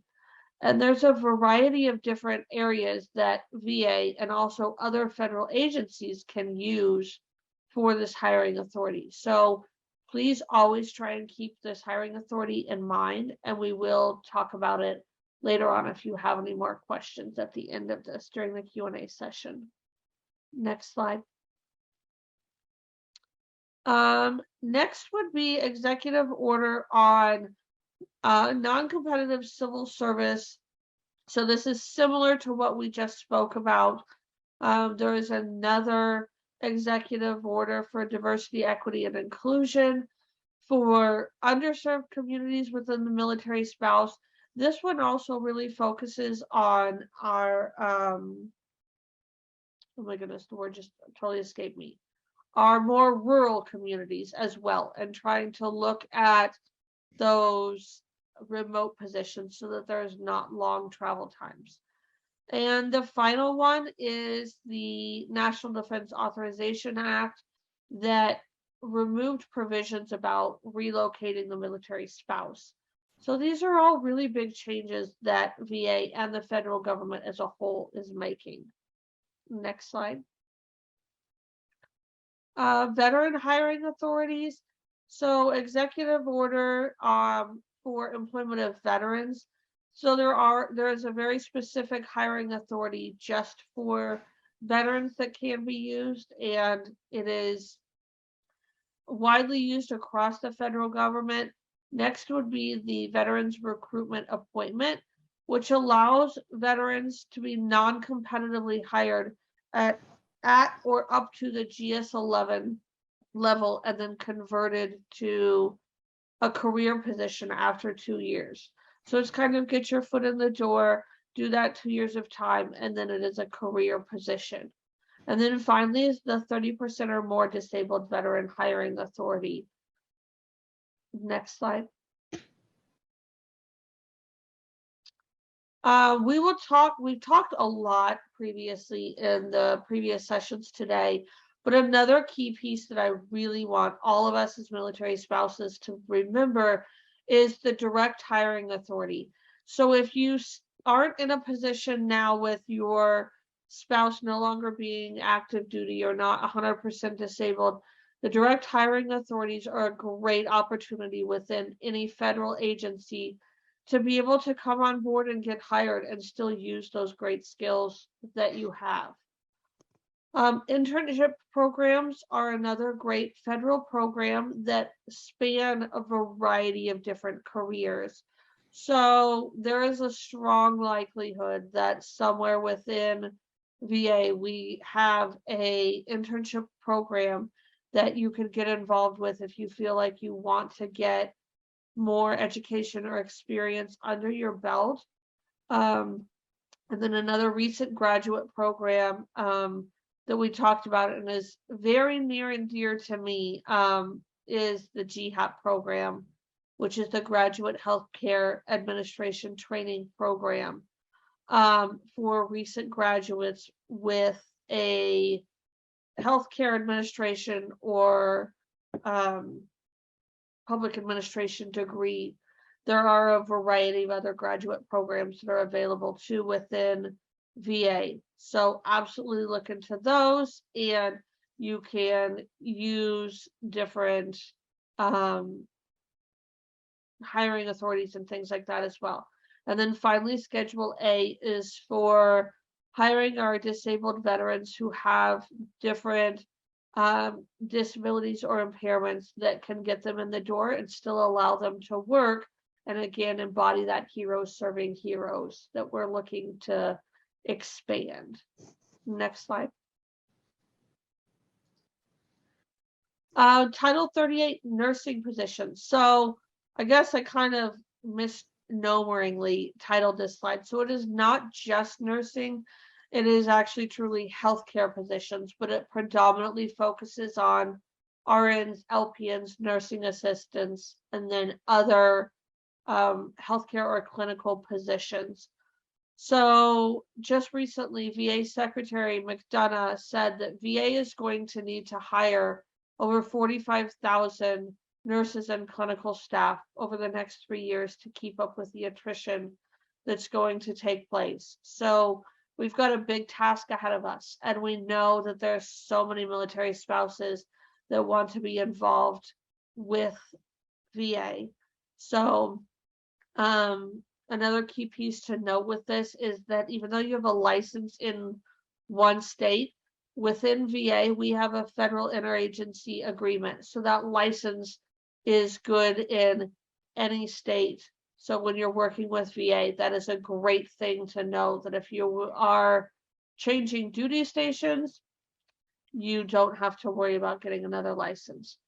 Another key piece of Title 38 is that the job announcements are not required to be posted on USA Jobs. So they can direct hire and use that Title 38 authority. Next slide. Network and partnership building, LinkedIn. I love it. Myself and Ruby are on there all the time, and we use it and share and connect. And I have to say that a lot of the networking that I've done through LinkedIn has shown me, taught me, and brought me so much that it's amazing. I would say connect with anybody that you can on there, and it really does wonders. Also, our website is undergoing a little bit of a redesign right now, but vaforvets.va.gov. There is a lot of information on there.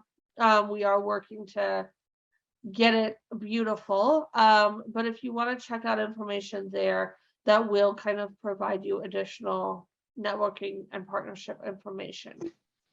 Next slide. Specifically the partnerships that we have and we really embody a lot. You probably saw this morning during our opening remarks that we had First Lady Dr. Jill Biden. She started the White House Joining Forces initiative and has really challenged every federal agency to make sure that the federal government is the employer of choice for military spouses.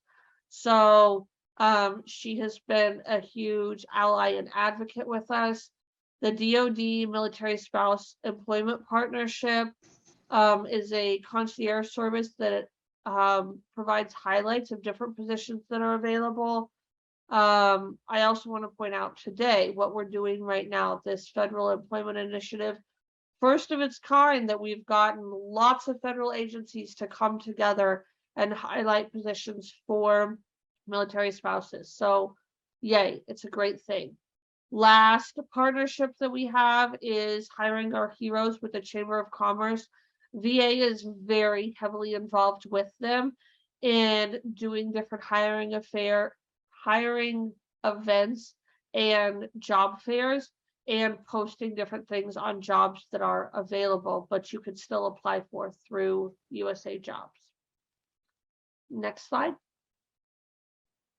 Okay, so this piece, the vacareers.va.gov, again, is another place that you can go and look at careers that are open and available and just get different insight and information. As of this morning, today, about noon, there was 546 positions posted for military spouses on USA Jobs.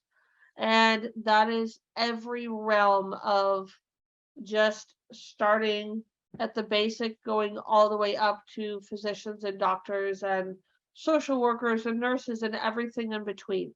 So there's a lot of opportunity out there. So hopefully we can answer your questions, help you feel empowered, and get you within VA, because we would love to have you, because we need that heroes serving heroes. Next slide.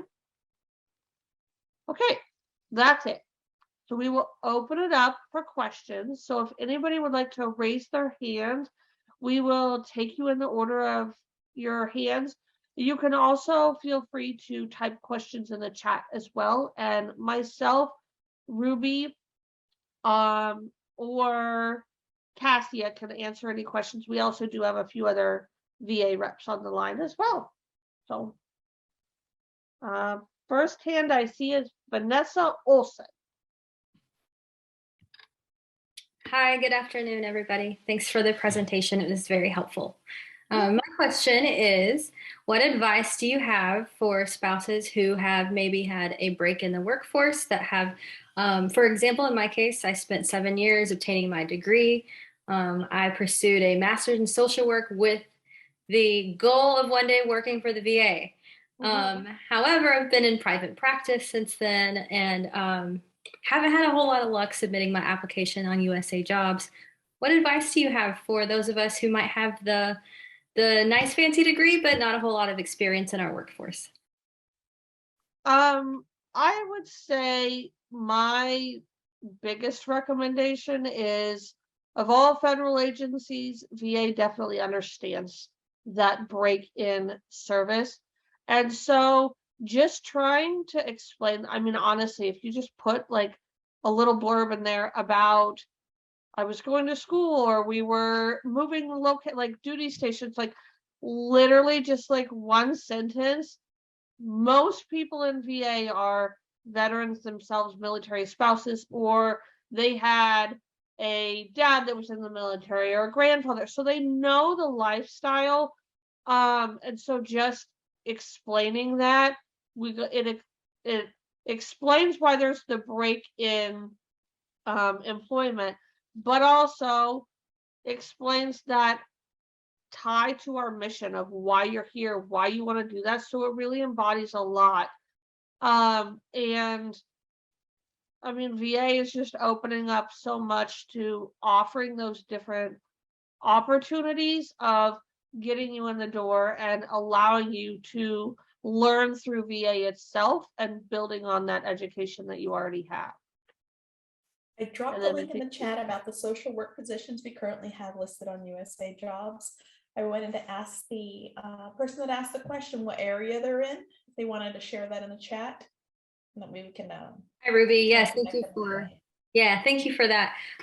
We are in Texas currently for the next 3 years. After this, we have 3 years, one more at one more place, which is why I was excited that you guys had this opportunity because we have 3 more years and 3 more years. Part of Texas. We're in Fort Worth. Okay. We just did a couple huge events in San Antonio, and they have an outpouring support of the community there. So Texas is great. Yeah, we love it. Thank you so much. Yes, ma'am. Okay. So next question looks like Felicity Bryan. Yes, ma'am. And I apologize. I'm feeding my 3-month-old, so I'm going to keep my camera off for right now. I was perusing some jobs a few days ago, and I found one I was interested. It showed a application close date of October 31st. And I thought I saved it, but when I tried to go back today and find it, it's not listed anymore. I was just curious if they can pull off a listing before the close date. I've seen positions canceled and come off, and I've seen some also that say the first 100 applicants and then they close it. Okay. I was just looking for some clarification on that. So thank you so much. Just so I know if I see something to jump on it quicker. I was gonna say a lot of times too, what you can do if you see them but you're not applying for them is try and save them. So then if you save them in USA Jobs and it disappears, then you know that they probably closed it or something of that nature. It gives you a little bit better understanding, because if you save it, it's gonna like pop up and tell you why it went away. Okay, awesome. Thank you so much. So that's another just helpful hint. So Next Stephanie, I question. did post a couple links of resources in the chat. I went through, as you were listing the programs, I tried to capture those links. I'm going to copy one over right now for LinkedIn. If anybody that's tuning into this session, I think we have 23 participants. If they want to connect with you or I welcome the invite. My joke was we connect with butchers, bakers, candlestick makers, and everybody under the sun. If you serve veterans, are a veteran, military spouse, help us connect. The only reason that I'm personally in the position that I am to try and serve veterans and military spouses is because somebody helped me once. So we're continuing to pay it forward.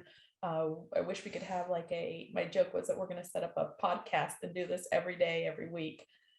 So we could do one-on-ones with everyone, but we'll have to figure out how to clone ourselves first. So we'll start with this session. I think we're getting really good response with this type of a federal national program, and I'm already thinking of ideas on how we can do it again next time. when we can do it next and how we can make it bigger. Yes. Next question, it looks like we have Jen V. Yes, I had a question. My husband, we recently PCSed, so I took the advantage to do a career change. Unfortunately, I'm not like the others. I only have an associate's degree, and most of my work experience for 20 years has been in the customer service business. And so I'm trying to get out there. I was hoping to work with the VA because I am also a military brat. And with my dad, being in it, and my husband, this is our last duty station here. I noticed that even the jobs through the VA, you kind of have to have some sort of bachelor's degree or a master's degree, or you guys are looking for work experience in that particular one, even though I'm just trying to find something that can kind of get my foot in the door. Right. I don't know if you guys have anything like that you would suggest, or if there's programs that you can do, because I did do medical admin certification, but that all happened during COVID. So I haven't been able to apply that towards anything. I'm raising my hand, Stephanie. Yeah, I see Ruby. I'm like, she's all over this one. Yes. Yes. So I will start first and foremost with the young lady, I didn't catch the name, that answered the question. So with the current administration, I am so excited to share that the president has challenged and posed a challenge to all federal agencies to become more advanced and progressive in customer service. And of course, VA, we want to be the number one in everything. Our secretary has challenged us to be the number one in customer service for the federal government. So don't feel like customer service is not an experience that's transferable to VA. It definitely is. We have a veterans experience office that's all about the patient experience, the veteran experience. Apologies. Secondly, we have the HR Star program. I highly recommend that one. I don't have a link to it right now. I'm going to keep poking around, see if I can drop it in the chat. But that MSA is a critical position that we have in medical centers. I'm going to ask Miss Stephanie if she can elaborate on it while I grab some water. Yeah. Yeah. So as Ruby was mentioning, the MSA is actually a great entry position into so much, just entry in terms of opening the door to so much within the VA. And you really are kind of that first face for all of the veterans coming into the hospitals. And so it allows you the opportunity to be able to work in a variety of different areas within the hospital. So if you want to work in a more surgery oriented area, you could be a surgery MSA. If you just want to work in mental health, you can work in mental health. If you just want to work only checking patients in like a clinic for when they come in to check their blood pressure, you can do that. So Ruby, you're spreading it through Teams. No, I'm not. Oh my God, it's highly contagious. It's contagious through Teams. This crowd I've got. Yeah. How would one go about? I went to a little one and caught a bug. So I just posted a link into the chat I looked on USA Jobs in VA. We have 184 jobs regarding medical support assistant right now. Wonky right now is for male spouse for medical support. So I didn't catch what area or region you're in. I'm not sure if there was another question. If not, I will keep poking around if you want to mention what area or region you're in. I'm in North Carolina, Fort Bragg. Oh, girl. Oh my goodness. Yes, Fayetteville, VA. Absolutely. We just relocated to this area from Camp Lejeune, North Carolina, and our director is relocating for the Fort Bragg area. So yes, let me look in here. So looking at the Fayetteville area is what I'm going to do. Yeah, I was trying to get into it from a former VA. My friend's husband is in there and he told me to apply, but then he was saying to try even applying under if it says vets, because there's never anything that pops up for spouses. So I got 4 right now in Fayetteville, just because there's not another question. We're going to make it Let me see. Okay. I'm gonna see who we're talking to. I'm gonna make it the Jen show right now. If anybody else, you raise your hand because we got about another. Oh, we're a little bit over on time, but I'll stay on if anyone has a question. So I dropped the link Ruby's in. on a mission today. She's like, I just keep talking. I cough, but I talk. Yes. So there is. Ruby, I also placed the STAR program information in the chat. Cassia is like my fairy godmother today. Cassia is like our superstar behind the scenes. She is catching all those chat questions. She is like HR experience extraordinaire. So Cassia, you got to come on and like wave a little bit or we need to give her more props when we see her face. Yay! Hello, everybody. I put a necklace on. I'm channeling my inner Cassia. Yeah. You look beautiful. So, I'm trying. I'm learning from you. So yeah, we've got 4 positions right now. Fayetteville, North Carolina. They range from GS5 through GS11. I put that link in the chat. Anybody else have a question? We'll probably wrap up in about 3 or 4 minutes. So last call. I have a question. Go ahead.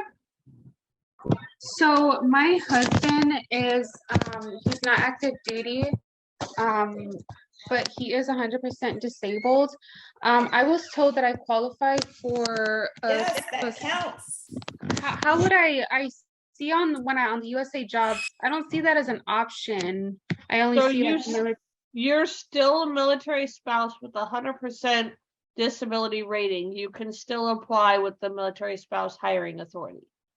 Okay, because when I was on another Zoom meeting, they had said that you have the non-competitive hiring authority eligibility. Unfortunately, you do not have MSP. No, it's 100%. If he is a rated 100% disabled, you get the Military Spouse Hiring Authority. Absolutely. You can Sorry also I had to mute use the myself and Direct turn my Hiring camera off. Authority, but that's like second. Like you would use military spouse first and direct hire second. How would direct hire? How would I apply? So a direct hire authority is only for specific positions that are in high demand. The federal agencies have created direct hire authority for those. The Military Spouse Hiring Authority is for any position that there is. If you meet those qualifications to be a military spouse, you can use the Military Spouse Hiring Authority. And it's like every position, not just specifically defined positions. Okay, now would that be something that I would have additional paperwork for, or is that just a category they put me in when they see? For the Military Spouse Hiring Authority, you would have to provide a copy of his disability rating, and then that you were married at the time of his service, like a marriage certificate. I do his BA letter is what I did for my husband. Yeah. Yeah. Okay. Hiring. Go ahead. Okay, so that's where the confusion is. So we got married after his service. So he's not active, and we just got married last year. He was not active at the time, so I don't qualify. No, for I would MSP. say you do because he's I 100% think you right still now. do because he's 100% disability rated. Cassie, Yeah, no. what I do is I include the no. Okay, Cassie is saying They would have to be married. That's why they're saying she does not qualify. Okay. Yeah, He had to be I've been married getting to him while he was in service. Got it. I've been getting different answers, so I just stay extremely confused. So I would have to have been married to him before he left the service. Yes. Yeah. Monique, if you could drop your name and your email address in the chat box, I can get you the information so you are no longer confused. Awesome. I would appreciate that. Thank you so much. Cassie Not a is our problem. super HR guru. So if we say something wrong, we know she'll come and help us. Well, I appreciate your responses. I will drop my name and email in the chat. Thank you so much. And that is only for the military spouse. The direct hire authority you can still use. Okay. I'm dropping a Awesome. link in there for also other benefits you're all eligible for as a spouse of a disabled veteran. I'm dropping it in right now in the chat. Oh, that's awesome. Thank you. And then Ms. Casilla is our expert. So if you put your information in there, she will connect you. Ruby, we're way over. I think that was what Rich was telling us. No, I was telling you had another person, Carla. Carolyn Horton. No, you have Carla first. Oh, Carla. Sorry. Hi guys. My name is Carla. let me see if you guys can see me. Yes. Yes. Okay. I'm Carla. I am a military spouse. My husband got deployed today to Fort Bliss. He's gonna be there for a year. And you can do it. We're strong. Yeah. It's okay. Yeah. I'm getting there. And now I'm a registered nurse here in Puerto Rico. I have like 3 to 5 years of experience, and I've had health, like hospital, home care. I've done volunteer work. And I was wondering, because we were thinking about moving out to Fort Bliss, and I was wondering if you guys had any positions available or any information. So the RN is actually under Title 38, which is, we have a direct hiring authority right now. Okay. So if you want to put your name, email, and like if you want to go to Bragg, the region or the location, maybe. Yeah, put it in there. Okay. We can connect you with the nurse recruiter at that facility. Okay. And get you connected with them. Okay, that would be perfect. And that would I think we got one final question, Miss Carolyn Horton, and I think we're going to wrap up after that, if you guys agree. Yep. Okay. Thank you, guys. You're welcome. Hi, I was just wondering if you could clarify how the direct hiring works in conjunction with the preference. Do we submit anything different, or because you were just saying that, excuse me, that we just had to submit our like marriage certificate and everything for the direct hiring, but and that direct hiring authority can be used for any job. But do we need to email the HR person in charge of the specific announcement, or saying that we're interested in being considered under the direct hiring authority, or do we need to do anything else to be considered under the direct hiring authority? Yeah, so it's, let me try to explain this because it gets super confusing. Cassie, do you want to try to? Yeah, that's fine. The direct hire authority, our agency has gone to the Office of Personnel Management and asked for several. We were up to 36 at one point, series for people to apply for. The direct hire allows you to apply for those jobs without having a status. You don't need to be a military spouse. It's just open. So you can apply to those positions. And what I would recommend you do when you go into USA jobs, put in DHA as a search so you can find them and you can apply for those jobs. I would also give the information, if you are a veteran, put that information, the same information that you provide to jobs, your transcripts, if you're a veteran, if you're a military spouse, upload all of that information. Okay, so it's only specific job series that are open for direct hire. Yes, ma'am. Direct hire, yes. Yes, for direct hire. So it's only, I want to say is we have 36 currently. Some of them are attached to COVID, and some of them, and 12 of them are not attached to COVID. So right now, you have the opportunity to go on, and a lot of people are using them. We usually pull the stats, and we're monthly, we're up in like 700, bringing that many people on board. So you just want to go in and make sure that you're putting DHA, so you're targeting that, and look for your series and what you're interested in USA jobs. Does that answer your question? It does. Thank you. You're welcome. Okay, fine. Looks like that's all the questions we have, and we probably need to start to wrap up. I appreciate everyone being here today, and military spouses. We are all a family and a community, and it was great to be here today and answer all of your questions. Again, you can drop your name, email, and anything in the chat, and we will make sure that we get back to all of you if we didn't get to answer it now. Yeah, if you put your email in there, make sure you put in there what it's regarding to, whether you wanted information on nursing or the GHAP or whatnot. I see a couple individuals just put their email address. So thank you all so very much for tuning in, and apologize for my under the weather, but I am so appreciative for those of you that tuned in. Share the information, pay it forward. You have other people in your community. We are already seeking out opportunities to do one of these again in the future. And of course, because we're VA, we want to go bigger, better.